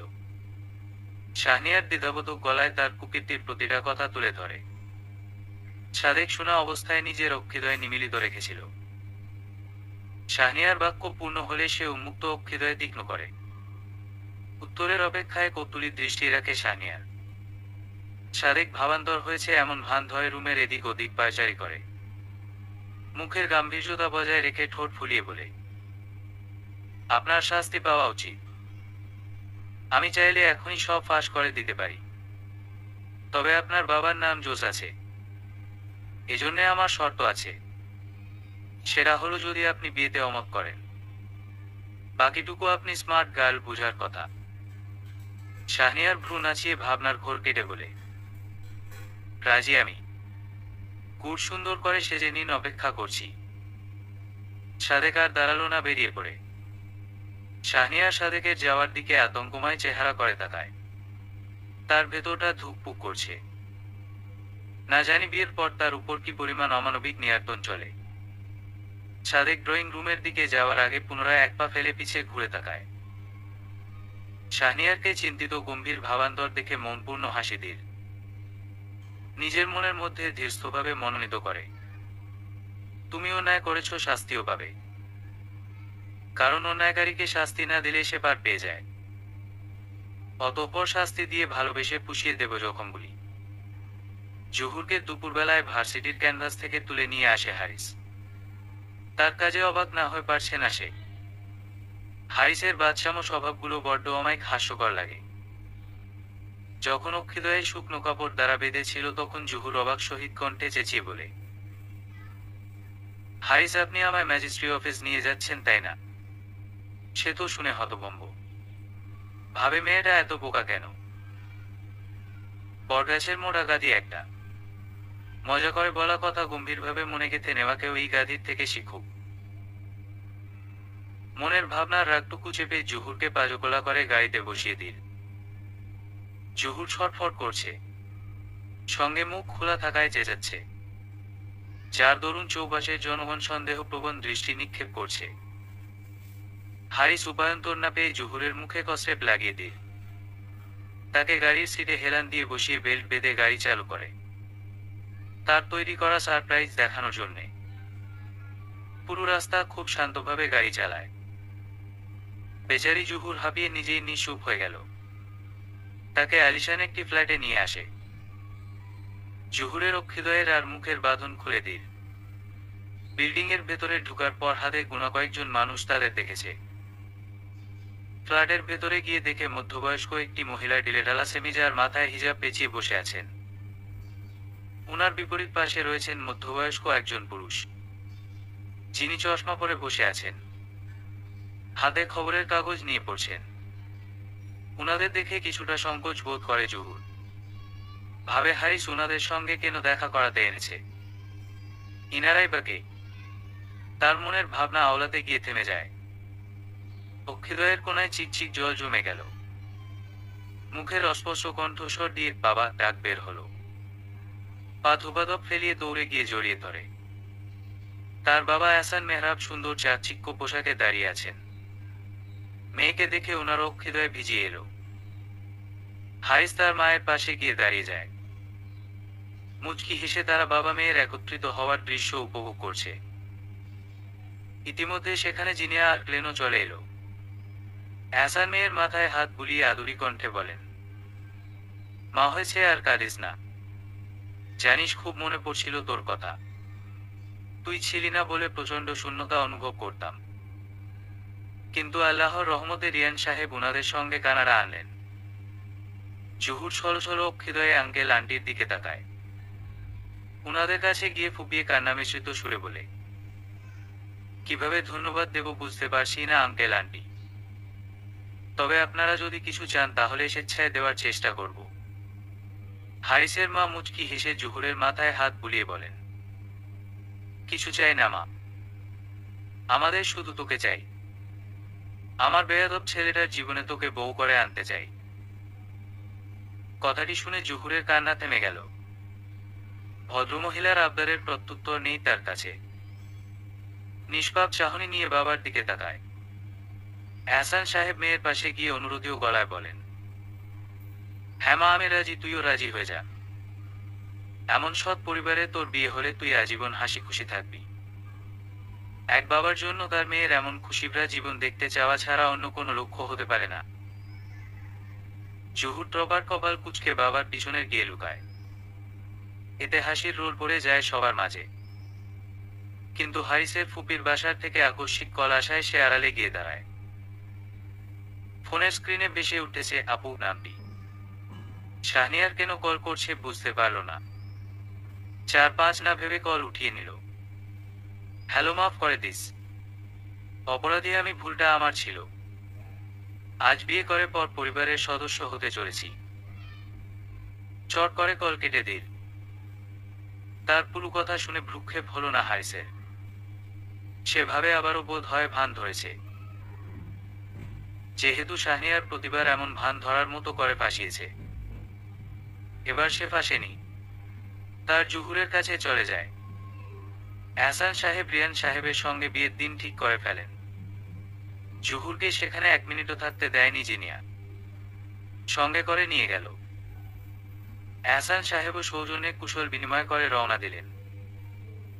জিনিয়ার তড়িঘড়িতে ভীষণ কপাল কুঁচকে রাগের মাত্রা বেড়ে যায় হারিসের। সেই ক্ষিপ্ত নয়নে ফোনের মধ্যে জিনিয়াকে কল করে। সে কল উঠিয়ে ঠাট্টাময় কণ্ঠে বলে, কি চাই দুলাভাই? পৌঁছাই যাকে তুই তুলে নিয়ে গেছিস। এটা তো নিয়ম বাঙালিদের। বিয়ের আগে নো মেলামেশা, নো কথাবার্তা। জিনিয়া হারিসের কথা সম্পূর্ণ হতে দিল না। কলটা স্বেচ্ছায় কেটে দিল। সে বেচারা অসহায় নয়নে গ্যালারির মধ্যে জহুরের ছবির দিকে তাকিয়ে বলে, স্নিগ্ধ হুরানারি কবে আসবে এই বুকের মাঝারে আবদ্ধ হতে? আর যে সই না। জহুরের পিছে দীপ্ত এক রশ্মি দেখতে পায় হারিস। সে আজও শুনেনি তার প্রিয় মানুষটির মুখে হামরাজ শব্দটি। সকলের মুখে হারিস শুনে অভ্যস্ত, কিন্তু হামরাজ ডাকটা সহজে কারো মুখে আসে না। বরঞ্চ সে নিজে বদরাগী ব্যবহার করে যদি কেউ হামরাজ ডাকে। তবে তার গার্লফ্রেন্ড নেই বললে ভুল হবে। ভার্সিটির টপ স্টুডেন্টের যে গার্লফ্রেন্ড থাকে না, তা যে এক প্রকার নিন্দুক কথা। জহুর বিয়ের তারিখ শুদ্ধভাবে গঠিত হওয়ায় অমত করেনি, কিন্তু তার বিষয়টা মোটেও ভালো লাগছে না। হামরাজ মানুষটিকে সে গভীরভাবে চিনে না। শুধু একদিনের পরিচয়ে কি অতটা বিশ্বস্ত হওয়া যায়? হ্যাঁ, সে মানতে রাজি যে হামরাজ ভালো গুণের অধিকারী। তবে চুপকোচরে মানুষ কত কিছুই না করে। জহুরকে নিশ্চুপ দেখে এহসান সাহেব সোফার সন্নিকটে গিয়ে দাঁড়িয়ে গেলেন। মেয়ের কাঁধে হাত রেখে আশ্বস্ত কণ্ঠে জিজ্ঞাসা করেন, তুমি কি খুশি নয়? উত্তরে জহুর গম্ভীর রইল। এহসান সাহেব মেয়েকে ভাবার সময় দিলেন। তিনি রুম থেকে প্রস্থান করেন। আড়ালে গিয়ে কল দিলেন হারিসকে। হারিস সবেমাত্র পুশ আপ করে দাঁড়িয়েছে। ঘামে তার শরীর একাকার। তোয়াল দিয়ে শরীর মুছছে। তখন ফোনের তীব্র ভাইব্রেশনে ফোন হাতে নিয়ে স্ক্রিনে দেখে শ্বশুরমশাই লেখা। মুচকি হেসে কলটি রিসিভ করে সালাম জানায়। তিনিও হাস্যমুখে সালাম দিলেন, কিন্তু মেয়ের কথা জানাতে আমতা আমতা করে বলেন, বাবা জহুর মা বিয়েতে রাজি নয়। আকস্মাৎ হাসান সাহেবের জটিল বাক্যটি শুনে স্তব্ধ হয়ে গেল সে। হাত থেকে ঠুস করে মেঝের উপর ফোনটা পড়ে যায়। এহসান সাহেব বাকি কথা বলার আগেই যেন অপর পাশ থেকেই শুনতে পেলেন, আপনার কাঙ্ক্ষিত নাম্বারের ব্যক্তির ফোন সুইচ অফ। শুনে তিনি হতভম্ব হয়ে গেলেন। মনে মনে ভাবেন, আল্লাহ বাবা উল্টা বুঝে কোনো খারাপ কিছু না করুক। জটিল কথাটি এহসান সাহেব সরলে রূপান্তরিত করতে পারতেন। তার আগেই যে হারিসের ফোনের মৃত্যুবরণ হবে কে জানত। এই নিয়ে এহসান সাহেব দুশ্চিন্তায় পড়লেন। মেয়েকে আবার কি না কি বলে দেয় হারিস বাবা। সময়টা ছিল সন্ধ্যাবেলা। জহুর বাগানে হাঁটছে। বাগানটি হলো জিনিয়ার বাবার তৈরি। উনি নাকি শখ আহ্লাদে বাগান গড়েছেন। বাগানের চৌপাশ ঘেরাও করা পথে আলতো পায়ে হাঁটছিল সে।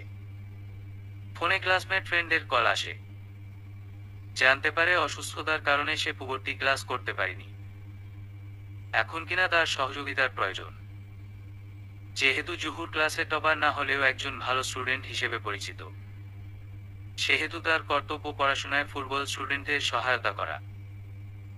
সন্ধ্যায় বের হচ্ছে দেখে এহসান সাহেব প্রধানিত দৃষ্টি নিক্ষেপ করলেন। কিন্তু মেয়ের বান্ধবীর অসহায়ত্বের কথা বলার পরও উনার মন আশ্বস্ত হল না। তবু মেয়ের জেদের কাছে হার মেনে যেতে দিলেন। জহুর ভার্সিটির মোড়ে বাঁকানো রাস্তায় চলে আসে। সেখান থেকে ভার্সিটির প্রধান প্রবেশদ্বারে চলে এলো একটি সাদা রঙের গাড়ি। সন্ধ্যায় আকাশে খুব একটা উজ্জ্বলতা নেই, তবুও সাদা গাড়ির তীক্ষ্ণবাতি জহুরের অক্ষিতে উপচে পড়ছে। সে হাত দ্বারা অক্ষিদয় নিমিলিত করে রেখেছে। পিটপিট করে অক্ষিদয় উন্মুক্ত করে দেখার প্রয়াস করে। গাড়ির প্রথম সিটে চালক দরজা খুলে বের হলো। তাকে দেখে থরথর করে কাঁপতে থাকে। তার কি হাল যে করবে লোকটা, ভাবতেই তার পশম রিরি করছে। বদ্ধ রুমের মধ্যে হাত পা বেঁধে রাখা হয়েছে জহুরের। তার সম্মুখে নিজের লালসার নজর মেটাতে মগ্ন কেশব। অচেতন মেয়েটির কপালে কেশব নিজের বাজে হাতের ছোঁয়া ছড়িয়ে দিচ্ছে, যার বিস্তর সীমা বুকের উপর পর্যন্ত। জহুরের চেতন দশায় হয়তো চিৎকার চেঁচামেচি হতো, কিন্তু অচেতন অবস্থায় জহুরের মুখ থেকে বিন্দুমাত্র শব্দ বের হলো না। কেশব বিশ্রী চাহনি নিয়ে দেখছে। জহুরের ঘাড়ে থাকা আকর্ষণীয় তীরটিকে দেখে নিজের অশ্রুদয় বিশেষভাবে ভিজিয়ে নিল। চুম্বকের মতো টানছে তীরটা। কেশব অস্পষ্ট কণ্ঠে লালসময় নয়নে বলে, ইস, হাউ ফুল ইউ আর হানি। আমাকে রিজেক্ট করে অন্য কাউকে বিয়ে করা হচ্ছে। That's not fair. অন্য ছেলের সঙ্গে বিয়ে তখন হবে যখন তুমি বিশুদ্ধ পবিত্র মেয়ে থাকবে। যদি তোমাকে অশুদ্ধ নশা বানিয়ে ফেলি। অচেতন মেয়েটির দিকে বাচ্চাদের মতো ভ্রু কিঞ্চিত নাড়িয়ে ভঙ্গিমায় ভাবে, এটাই বেটার। পরে আমায় বিয়ে করা ছাড়া কোনো পথে রবে না। কেশব নিজের শার্টটা গায়ের থেকে আলাদা করে ফেলে উদাম শরীরে যখন জহুরের উপর নিজের অবস্থান তৈরি করতে নিল। আকস্মাৎ তার ফোনে কল চলে আসে। বিরক্তিতে কপাল কুঁচকে এলো তার। উঠে ফোনটা হাতে নিয়ে বেরিয়ে যায়। সে সময় নিভু নিভু অক্ষিদয়ে উন্মুক্ত করে জহুর। আধারে ঘেরাও একটি ছাউনির ভেতরে সে নিজেকে আবিষ্কার করে। শুকনো ঢোক মনে প্রাণে গেছে।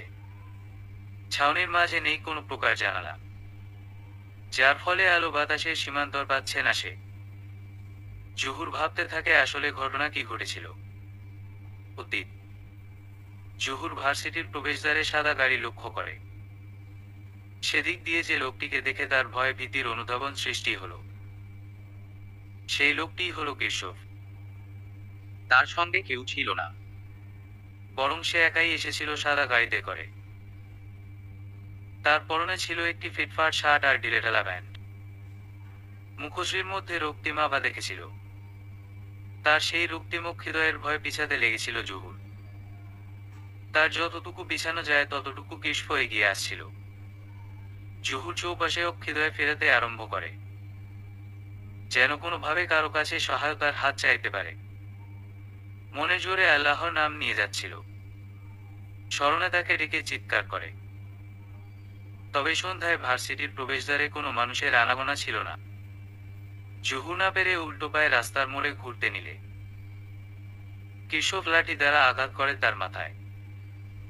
জহুর মাথা চেপে ধরে প্রচন্ড যন্ত্রণা অনুভব করছে। খুব জোরালো আঘাত করেছে কেশব। মাঝ রাস্তায় লাঠিটা নিক্ষেপ করে জহুরকে কোলে তুলে নিল। তার ভীতিময় মুখপানে অক্ষি মেলে বিশ্রী সুরে বলে, খুব শখ অন্যকে বিয়ে করার। আজ সেই শখ চিরঞ্জীবের মতো মিটিয়ে দেব। কেশব জহুরকে বসিয়ে গাড়ি নিয়ে রওনা দিল। গাড়ি চালানো অবস্থায় তার রাগটা আরো তীব্রতর হিংসায় পূর্ণ হলো। তৎক্ষণাৎ মনে পড়ে যায় হারিসের দেওয়া প্রতিটা ক্ষত। দাঁতে দাঁত চেপে ধরে বলে, তোর কারণে ওই হারিস ছিপ বয় আমার উপর হাত উঠিয়েছে। তোকে তো আমি এই জমে ছাড়ছি না। তোর হারিস তোর কাছে পৌঁছানোর আগেই তোর সব ছিনিয়ে মিনিয়ে খেয়ে ফেলবো। কেশবের ব্যাপারটা হারিস দেখেছিল। যখন সে জহুরকে পায় তখন তাকে রাস্তাঘাটে দাঁড়িয়ে কলার চেপে ওয়ার্নিং করেছিল যেন জহুর থেকে দূরে থাকে। হারিসের কথায় উল্টা জবাব দেওয়ায় বেধড়ক পিটিয়েছিল সে। তখন ক্লেন সঙ্গে থাকায় হারিসকে থামিয়ে দেয়। ক্লেনকে আঁকড়ে ধরে কেশবে নাজেহাল দশায় পরিণত করে। তার মুখের উপর থুথু মেরে বলে, জহুরের দিকে তোর চোখ পড়লে সেই চোখ ছন্নছাড়া করে দেব। কেশব নিজের দম আটকে জোরালো শ্বাস ছাড়ে। জহুরকে নিয়ে দূর নির্জন জায়গায় এনে গাড়ি থেকে কোলে তুলে নিল। একটি ভাঙ্গা কাঠের ছাউনির ভেতরে নিয়ে আসে, যেখানে কোনো প্রকার জানালা নেই। শুধু একটি দরজা আছে যেখান থেকে যে কেউ ঢুকতে পারবে। কেশব পুরো ছাউনি পরখ করে শয়তানি হাসি দিয়ে বলে, হানিমুনের ট্রিপটা দারুণ প্লেসে পড়েছে হানি। জহুর অচেতন হলেও তার ব্রেনের কার্যকলাপ চলছিল। সুগন্ধিয়ে কেশবের কটূক্তি নোংরামি করার কথাগুলি কর্ণপাত হয়েছে। তবুও অক্ষিদয়ে মুক্ত করার প্রয়াস পায়নি। মাথার দিক ও ব্যথায় অজ্ঞান রইল। জহুর উঠে বসতে চেয়েও পারে না। তার হাত পা বেঁধে রেখেছে কেশব। অবাধ অক্ষিদয়ের অশ্রুজল নিক্ষেপণ আরম্ভ হলো। কি করবে, কোথায় চিৎকার করবে ভেবে পাচ্ছে না। অন্যদিকে ছাউনির ভেতর কেশবের অবস্থান না পেয়ে তার আটকানো দমটা ছাড়তে পারছে। কোথায় গেছে কে জানে। জহুর ধীর স্থির হয়ে শরীরের ভারপ্রান্ত করে দাঁড়িয়ে যায়। পায়ে কাপড় বাঁধা থাকায় নড়তে গিয়েও পড়ে যাচ্ছে। চৌপাশে অক্ষিদয় বুলানোর পর নজরে আসে গাছের লম্বা টুকরো। হাতের গোড়া দিয়ে কাছে ধরার প্রাণপণ চেষ্টা করে। অক্ষিদয় পিছনে ফেরাতে পারছে না, কারণ মুখমণ্ডল পিছনে ফেরালে কাজটা তার হাতের নাগালে আসবে না। অশ্রুসিক্ত নয়নের মাঝে কাজ সে ধরতে পারে। খুব সাবধানে দড়ি কাটছে। সঙ্গে শুরু হলো বুকের ধুকপুকানি। কারণ কোন সময় না জানি কৃষ্ণ ভেসে যায়। বেশ 30 মিনিট পর কেশব মদের 2টি বোতল নিয়ে ভেতরে প্রবেশ করে। পরনে শুধু রয়েছে একটি ট্রাউজার। শার্ট যে খুলেছিল আর পরেনি। তার ফোনে বন্ধুর কল এসেছিল। তার সঙ্গে কথা বলে জানায় 2টি মদের বোতল আনতে। মদের বোতল প্রধান রাস্তার সড়কে আনতে বলে। সে চায় না কোনোভাবে জুহুরের কথা তার বন্ধু মহলে যেন। যা করবে সকলের অগোচরে করবে। মদের বোতল পেয়ে সাধারণ কুশলাদি মিটিয়ে তার বন্ধু প্রস্থান করে। কেশব বাঁকা হেসে এক বোতলের ক্যানেল খুলে বেগ নিতে থাকে। পা ধোবাধপ ফেলে এগিয়ে যায় ছাউনির পথে। ভেতরে প্রবেশ করে সে হতবাক। যেখানে জুহুরকে বেঁধে রেখেছিল সেখানে শুধু তার স্কার্ফটাই পড়ে রয়েছে। স্কার্ফটি হাতে নিয়ে ছিঁড়ে রাগ মিশ্রিত গলায় বলে, এত সহজে পালাবেন মহারানী? কোথায় যেতে পারবেন আমিও দেখব। কেশব শার্টটি হাতে নিয়ে গায়ে জড়িয়ে নিল। ছাউনির বাহিরে যাওয়ার জন্য যেই না বাহিরে পা রাখবে তার উপর এসিড নিক্ষেপ হয়ে যায়। পায়ে এসিড পড়ায় কেশব গগনবিদারী চিৎকার দিয়ে ওঠে। তার চিৎকারে গাছ গাছালির ঝাঁকেও বসে থাকা পাখিগণ উড়াল দিতে শুরু করে। পায়ের গোড়ালি ফেটে গলে পড়ছে। রক্তের ফোঁটায় ছাউনির ছালগুলো ভিজে আটালো হচ্ছে। কেশব বহু কষ্টে অক্ষিদয় সম্মুখে ফেলে। তার ভয়ে সীমা পেরিয়ে গেল। ঘামে যন্ত্রণায় সে অক্ষিদয় নিমিলিত করে দাঁতে দাঁত চেপে আছে। মেয়েদের মলেস্ট করার খুব শখ। মলেস্টকারীর শাস্তি কি জানিস? এই যে, তীক্ষ্ণ গলায় বলে হারিস কেশবের পায়ে পায়ে গিয়ে চাপ দিল। সে বেচারা ব্যথায় অজ্ঞান হয়ে গেল। অ্যাসিডের প্রক্ষেপণে মানুষ সহ্য ক্ষমতা হারিয়ে ফেলে। এবার এই কেশব নামক মানুষটা আজীবন এক পা ছাড়া চলবে। হারিস ছাউনির ভেতর থেকে বেরিয়ে পড়ে গাড়ির কাছে এসে বসে যায়। প্রশান্তিময় শ্বাস ছাড়ে পাশে বসে থাকা তার হুরানারি হুরাইয়া দিকে চেয়ে। মেয়েটি নিষ্পাপ শিশুর ন্যায় ঘুমিয়ে আছে। হারিস তার মাথায় হাত বুলিয়ে বলে, আর কখনো কেউ নজর দিবে না। আমার আমানতের হকদার আমি। জুহুরের কপালে চলে আসা চুলগুলি সরিয়ে ভালোবাসার পরশ এঁকে দিল। গাড়ি চালু করে বাসার পথে রওনা দিল। বাসায় এসে নিজের রুমে নিয়ে যায়। ইতিমধ্যে হারিসের মা এসে সযত্নে সেবা করছেন। হারিস ড্রয়িং রুমে গিয়ে সবাইকে মিথ্যে বলে দিল যে জুহু সারাদিন কিছু না খেয়ে থাকায় জ্ঞান হারিয়েছে। এতে সকলে নিশ্চিত হয়ে যায়। তবুও তার অজ্ঞানের কথা এহসানকে জানানোর জন্য কল দিল। এহসান রুমে পায়চারি করছিলেন, কারণ মধ্যরাত হওয়ার উপক্রম। মেয়ে এখনো বাসায় পৌঁছায়নি। মেয়ের জন্য ভীষণ চিন্তিত হয়েছিলেন। বাসার মধ্যে জিনিয়ার মা এহসান সাহেবের রুমে আসেন। জিনিয়ার মা হলেন এহসান সাহেবের মৃত স্ত্রীর আপন বোন। সেই সম্পর্কের বিনিময়ে জিনিয়া হলো জুহুরের খালাতো বোন। তিনি এহসান সাহেবকে দেখে সৌজন্যমূলক কণ্ঠে বলেন, দুলাভাই, কি হয়েছে? আপনি এত চিন্তিত কেন? এহসান অনুচিন্তার প্রসঙ্গে বলেন, জুহুর বেরিয়েছে সেই মাগরিবের সময়। এখন রাতের 12টা বেজে যাচ্ছে। বাসায় আসল না। ফোনটাও সুইচ অফ শোনাচ্ছে। মনটা ভীষণ বিষণ্ণতায় ভরে গিয়েছে। এই মনে হচ্ছে মেয়েটা আমার ভালো নেই। কোথায় আছে বুঝতে পারছি না। ভাবছি থানায় গিয়ে কমপ্লেইন করব, কিন্তু পরক্ষণেই মনে বলছে আরেকটু অপেক্ষা করতে। দুটানায় ভুগছি। এহসান সাহেবের কথায় জিনিয়ার মা বলেন, দুলাভাই, চিন্তে করিয়েন না। জিনিয়ার বাবা আর জিনিয়াকে জানাচ্ছি, ওরা ঠিক জানিয়ে দিবে। এহসান সাহেব তাও শান্তি পাচ্ছেন না। মনটাও দাল বাদাল ভাবতে বাধ্য করছে। হারিসের বাবার নাম্বার থেকে আকস্মাৎ রাতের 12টা 12 মিনিটে কল আসায় ভ্রু কুচে নেন। মেয়ের কথা হারিসকে জানাবে ভেবে কলটি রিসিভ করেন, কিন্তু ফোনে হারিসের বাবা রিয়ান সাহেবের কণ্ঠের পরিবর্তে হারিসের কণ্ঠ শুনে অবাক হলেন। অবাক সহিত কণ্ঠে বলেন, বাবা হারিস তুমি কলে? তাহলে তোমার বাবা? জি আঙ্কেল, আমি আসলে ওই সময় বাড়তি কথা বলতে পারিনি। জুহুর বিয়েতে রাজি নয় শুনে ফোনটা হাত থেকে পড়ে ভেঙে গিয়েছিল। স্ক্রিনের দশা খারাপ ছিল, বিধায় নতুন ফোন কিনব। তবে কিছু মনে করবেন না, আপনার মেয়ে সুস্থ আছে, তাকে পেয়েছি আমি। এহসান সাহেব মেয়ের কথা শুনে উত্তেজিত কণ্ঠে বলেন, বাবা আমার মেয়েকে কোথায় পেলে? সে তো বান্ধবীকে নোটস দিতে গেছিল ভার্সিটিতে। হারিস শুনে নিচু স্বরে ঘুম বলে। এহসান সাহেব আতঙ্কময় কণ্ঠে বলেন, কি হয়েছিল তার? হারিস শুরু থেকে সব কথা এহসান সাহেবকে বলেন। তিনি শুনে আহ্লাদে বলেন, তুমি জানতে নাকি জুহুরকে সেখানে নিয়ে যাবে কেশব? না বাবা, আসলে আমি আমার বন্ধু গ্লেনের সঙ্গে ভার্সিটির পথে যাচ্ছিলাম। সেখান থেকে নতুন ফোন কিনবো ভেবে রওনা হয়েছিলাম। তবে মাঝপথে গ্লেনের ফোনে জিনিয়ার কল আসে। জিনিয়া তাকে জুহুরের কথা জানায়। তার থেকে জানতে পারলাম জুহুর বাহিরে গিয়েছিল আর বাসায় আসেনি। জিনিয়া আপনাকে চিন্তিত দেখেছিল, ফলে আমাদের ব্যাপারটা উপলব্ধি করতে বলে ক্লেন ট্যাক্সি নিয়ে আমার জন্য ফোন কিনতে চলে গেল। আমি গাড়ি নিয়ে জুহুরকে খোঁজার পথে নামলাম। প্রধান সড়কে এসে কেশবকে দেখে ভড়কে গেলাম। এমনকি তার পরনে কোনো প্রকার শার্ট ছিল না। একদম অর্ধনগ্ন অবস্থায় রাস্তার মাঝে দাঁড়িয়ে তার বন্ধু থেকে মদের বোতল নিচ্ছিল। সেই বা ওখানে কি করছিল? মনের মাঝে সন্দেহ জোড়া বাঁধছিল। তার পিছু নিতে গেলে ফুপিয়ে কান্নার আওয়াজ পেলাম গাছের ঝোপ থেকে। সেখানে হাদুরিয়ে কান্নারত দশায় পেলাম জুহুরকে। কিছু জিজ্ঞেস করার আগে আমার কোলে ঘুমিয়ে পড়ে সে। তাকে গাড়িতে বসিয়ে ডিকি থেকে এসে নিয়ে নিলাম। কিশফের পিছে ছাউনির মধ্যে চলে এলাম।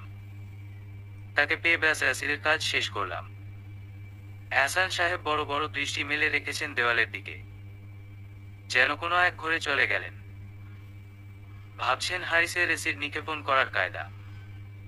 হারিস অপর পাশের কোনো প্রকার কণ্ঠ না শুনে বলে, আঙ্কেল আপনি ফোনে আসেন। এহসান সাহেব সজাগ হয়ে বলেন, হে আছি। জুহুরকে দেখে রেখো বাবা, আজ রাত না হয় ওখানে থাকুক, সকালে নিয়ে আসবো। হারিস অন্তরালে বহুগুণে খুশি হয়ে গেল। সে তো যাচ্ছিল আজ রাত তার প্রিয় হুরাইয়ার সঙ্গে কাটানোর। শ্বশুরমশাইয়ের কথায় হাতে সোনার রত্ন পেয়ে গেল। অন্তরকে খুশির লাড্ডু জমিয়ে গম্ভীর কণ্ঠে জবাব দিল, ওকে বাবা রাখছি, আম্মু আছে জুহুরের সঙ্গে। এহসান সাহেব নিশ্চিত মনে ফোন রেখে খেতে গেলেন। মেয়ের চিন্তায় খিদার জ্বালা নিবারণ করেননি। এখন পেরেশানি সরতেই প্রচণ্ড বেগে খিদার জ্বালা ধাওয়া করছে। এহসান সাহেব ডাইনিং রুমে গেলেন। এহসান সাহেবকে খাবার খেতে দেখে জিনিয়া এগিয়ে গেল। সৌজন্য চাহনি নিয়ে আহ্লাদি কণ্ঠে খালাব্বু বলে ডাকে। এহসান সাহেব জিনিয়ার দিকে তাকিয়ে মুচকি হেসে বলেন, আরে জিনিমা খেয়েছিস? হ্যাঁ খালাব্বু, তুমি খাও। জিনিমা তোকে অনেক শুক্রিয়া রে মা। তোর বোন দেরি হওয়ার কথা জানিয়ে দিয়েছিলি হারিসকে। আরে খালাব্বু ব্যস্ত হবেন না, এটা কর্তব্য ছিল। মা তুই যা, ঘুমিয়ে নেই। এহসান সাহেব মনের খুশি দেখাচ্ছেন। এই খুশির জোয়ার যে পুরো প্রাণ জুড়ে। কোনো বাধা বিপত্তি আর রইল না তার মেয়ের। জুহুর এবার শান্তিতে নিজের সংসার তৈরি করতে পারবে। বাবা হিসেবে উনি যতটুকু করছেন তার উপর আল্লাহর মেহেরবানি অসীম। হারিসের মাকে কাছে দেখে জুহুর উঠে পড়ে। তার পরনের পোশাক পরিবর্তন করে দিয়েছেন। ছাই রঙের একটি শাড়ি পরিয়ে দিয়েছেন জুহুরকে। তার মুখের থুতনি ধরে আদুরি কণ্ঠে বলেন, মাকে পুরো বউ লাগছে, আমার ছেলের বউ বলে কথা। জুহুর শুনে হালকা কেঁপে উঠে। লজ্জা মিশ্রিত নয়নে মাথা নিচু করে ফেলে। নিজেকে হারিসের বাসায় দেখে নিঃসৎ মনে শ্বাস ছাড়ে। সেও মন ভরা জঙ্গলে নেই। আকস্মাৎ ভরা গাম্ভীর্য কণ্ঠে হারিসের মা আর জুহুর কেঁপে উঠল। কারণ হারিস সম্মুখে গম্ভীর মুখে রক্তিমাভা ফুটিয়ে দাঁড়িয়ে আছে। তার গাম্ভীর্যতা দেখে জুহুরের মনে পুনরায় ভয়ের উদ্ভব হলো। সে মাথা নিচু করে কাঁথার দিকে দৃষ্টি মেলে রইল। হারিসের মা ধমকে সুরে বলে উঠেন, কি বাচ্চামো শুরু করছিস? এমন ভাবে কেউ চিল্লায়? মম, তুমি রুমে যাও, কথা আছে জুনায়রার সঙ্গে। চট করে অক্ষিভীতি নিয়ে তাকায় সে। কখনো হারিসের মুখে জুনায়রা বা জুহুর শব্দটি শুনেনি। কেন জানি তার মুখে হুরাইয়া শুনতে শুনতে অভ্যাসে অপনীত হলো। আজ অন্যরকম ডাকে জুহুরের কান্না পাচ্ছে। লোকটার হলো কি সে বুঝছে না। সে দোষ করেছে বলে মনে হচ্ছে না। হারিসের মা বিষয়টা বেকুল দেখে উঠে পড়েন। যাওয়ার আগে হারিসের পানে চেয়ে নিম্নকণ্ঠে ম্লানময় চাহনি নিয়ে বলেন, মেয়েটা একা গিয়ে ভুল করেছে মানছি, তবুও বাচ্চা মেয়ে, অত রাগিস না। হারিসের উল্টো মুখে কিছু বলেনি। তার দৃষ্টিকোণ স্থির তারই হুরাইয়ার উপর। জুহু সেই একটু দেখে মাথা নিচু করে রেখেছে। হারিসের মা যাওয়ার পর ধরাম করে রুমের দরজা বন্ধ করে দিল। জুহুরের আত্মা কেঁপে ওঠে। এতটা ভয় কখনো বজ্রপাতে পেয়েছিল বলে মনে হয়নি। হারিসের মুখমণ্ডল দেখার প্রবীণতা ঘিরে বসেছে জুহুরের। কারণ হারিস বিছানার একদম কাছে দাঁড়িয়ে। তবুও তাকে স্পর্শ বা মুখ থেকে কথা বের করেনি। মাথা তুলে ছেলেটির মুখের দিকে তাকাতে বেহায়া মন ছটপট করছে, তবুও পারছে না। হারিস বেচারা মনের অন্তরালে হেসে কুটি কুটি অবস্থা। তার হুরাইয়ার মতো পরি কিনা ভীতিময় হয়ে যায়। পেশি রক্ষিতে নিজের সুখ খুঁজে পায়। জুহুরকে গম্ভীর কণ্ঠে জিজ্ঞেস করে, ভালোবাসো কাকে? সোজাসুজি উত্তরে হারিস ভড়কে যায়। জুহুর ঢোকর গিলে নিল। মাথা তুলে হারিসের মুখের দিকে তাকায়। হারিস পুনরায় বলে, বিয়ে করবে না কেন আমায়? কি করেন? প্রেম করি। ভেবাচেকা খেয়ে গেল জুহুর। সে প্রশ্নটা করেছে গম্ভীর মুখে, অথচ হারিসের একরক্ষা ভাব দেখে রেগে গেল। মজা করছেন? যেটাই মনে করো। এমন কেন আপনি? Romantic right? পাগল হলেন? লজ্জার ছিটে ফোটাও নেই। আমি জিজ্ঞাসা করেছি কে, আপনি জবাব দিচ্ছেন কি? পাগল হয়েছি আমি তোমার হুরানারি মুগ্ধতে। টবাটে তোমার পানে চেয়ে থাকতে মন চাই। জবাবে বলি কি, ভালোবাসি তোমায় হুরাইয়া। এমন সুন্দর চরণের প্রতিধ্বনিতে চুপ হয়ে গেল জহুর।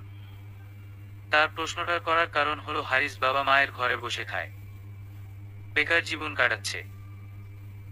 বাবা মায়ের ঘাড়ে উঠে বসে খেলেই তো আর জীবন চলে না। নিজেরও কিছু না কিছু করা শিখতে হয়।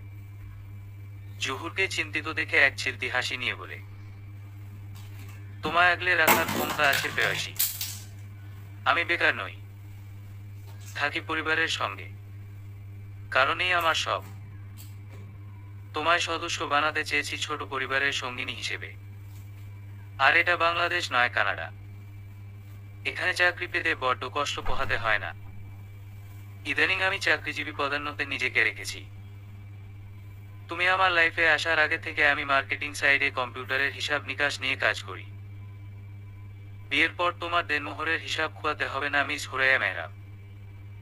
এবার তো হ্যাঁ বলে দিন বিয়েতে।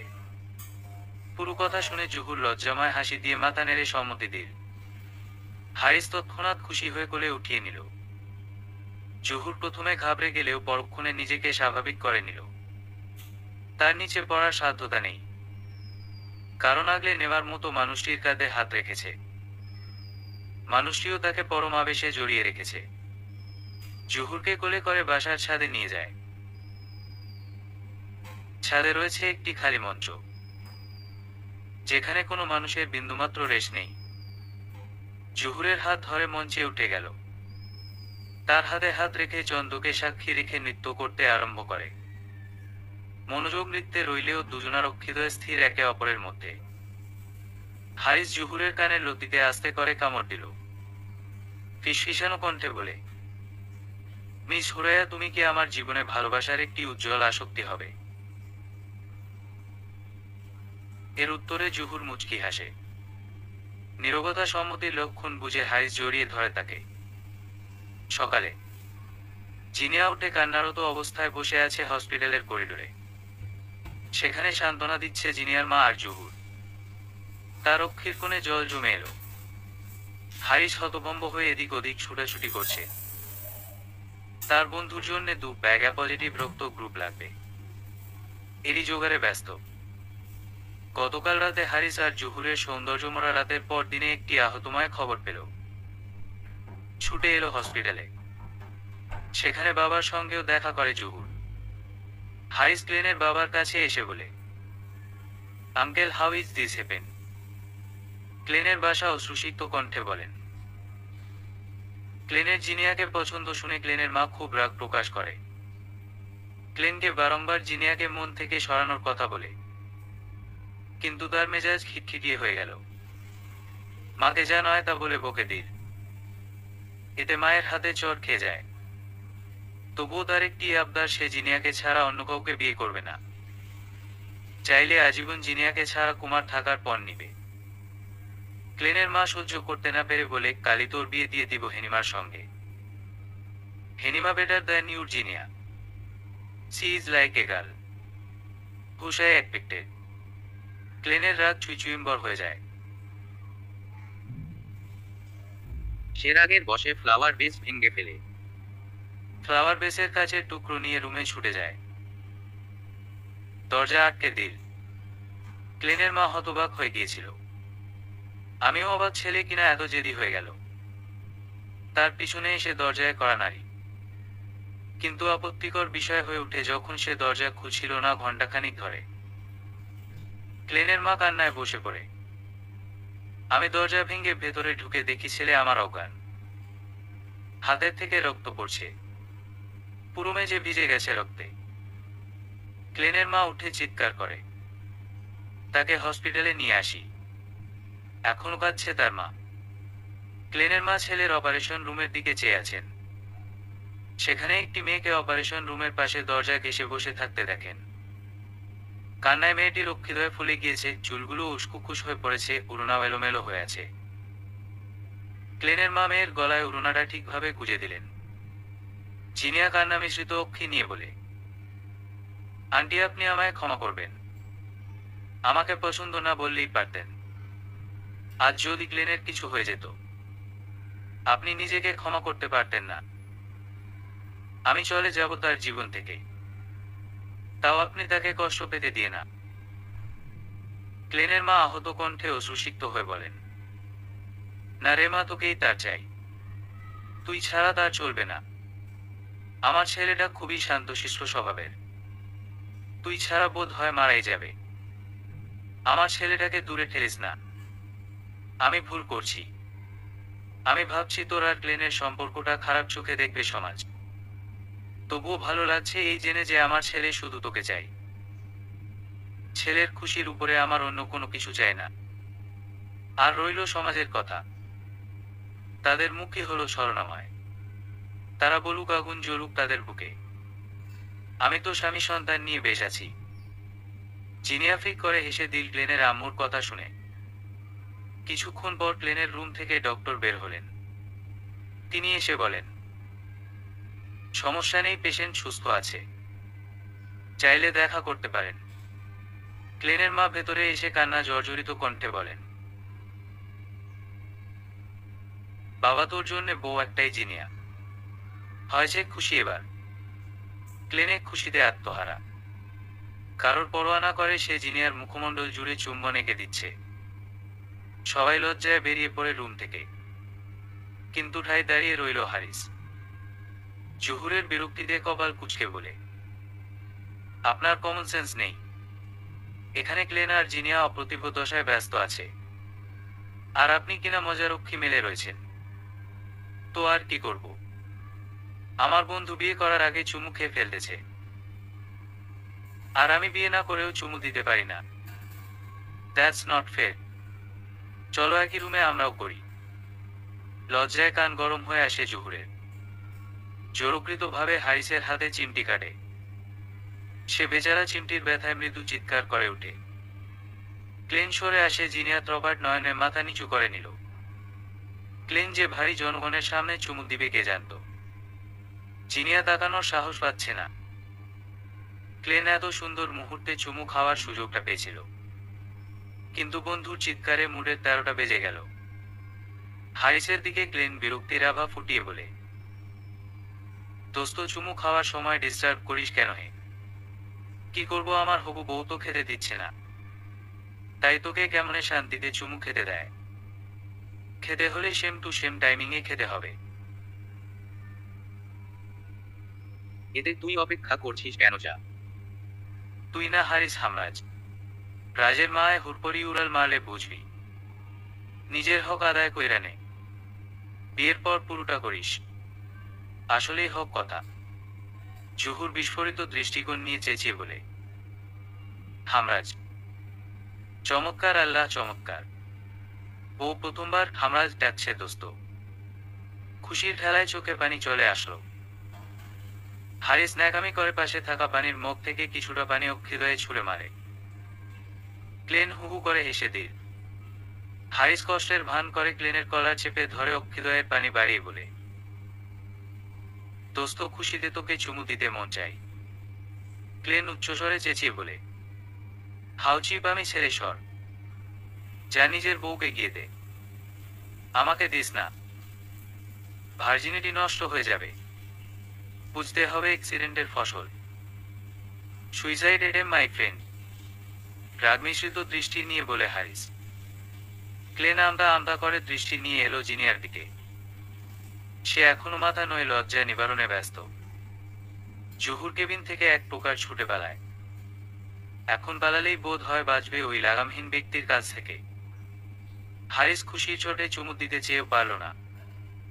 বউ তার পালিয়ে গেল ভেবেই সেও শয়তানি হাসি দিয়ে ছুটে গেল জুহুরের পিছনে। এই আপনি আসছেন কেন? দৌড়াতে থেকে জুহুর বলে উঠে। তুমি দৌড়াচ্ছে তাই।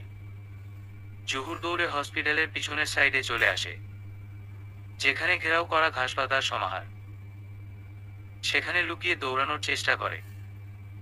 হারিসও এসে ধরে ফেলে তার হুড়ানাড়িকে। কিছুক্ষণ মুগ্ধতর দৃষ্টিতে চেয়ে থাকে হারিস। তার চেয়ে থাকার শেষ নেই। এই যেন এক প্রকার আসক্তি। অপকট দৃষ্টিকোণে নেশা জোড়ানো কণ্ঠে জুহুরের কানে ফিসফিসিয়ে বলে, চলো যায় হুড়ানাড়িকে আপন করতে হুরায়া প্রদেশে। জুহুর তার সরল বাক্যটি বুঝেনি। আশ্চর্য হয়ে বোকার মতো জিজ্ঞেস করে, কোথায়? ম্যাজিস্ট্রি অফিস, যেখানে আমার জুহুরকে মিসেস হুরায়া হামরাজ করতে পারবো। ভালোবাসার উজ্জ্বলতার সংযুক্তি কি প্রমাণ করে দেব? এই আবার কেমন কথা? কেন বুঝনি? না, শোন একটি কথা, এই হামরাজ তোমার মধ্যে প্রণয়ের দীপ্ত অনুরক্তি পেয়েছি। এখন কি করতে হবে? কিছু না, হাতটি ধরো আর চলো ম্যাজিস্ট্রি ফর্ম ফিল আপ করতে। পাগলাটে বর, হুহুম পাগলাটে অনুরক্তি আমার। সুখের মতো হুহু হেসে জুহুর ঘাসের ঘেরাওয়ের মাঝে ছুটতে শুরু করে। হামরাজও কম কিসে, সেও ছুটতে থাকে তার হুর নারীর পিছে। হোক না কিছু সম্পর্কের শুরুটা অপ্রকাশিত ভাবে।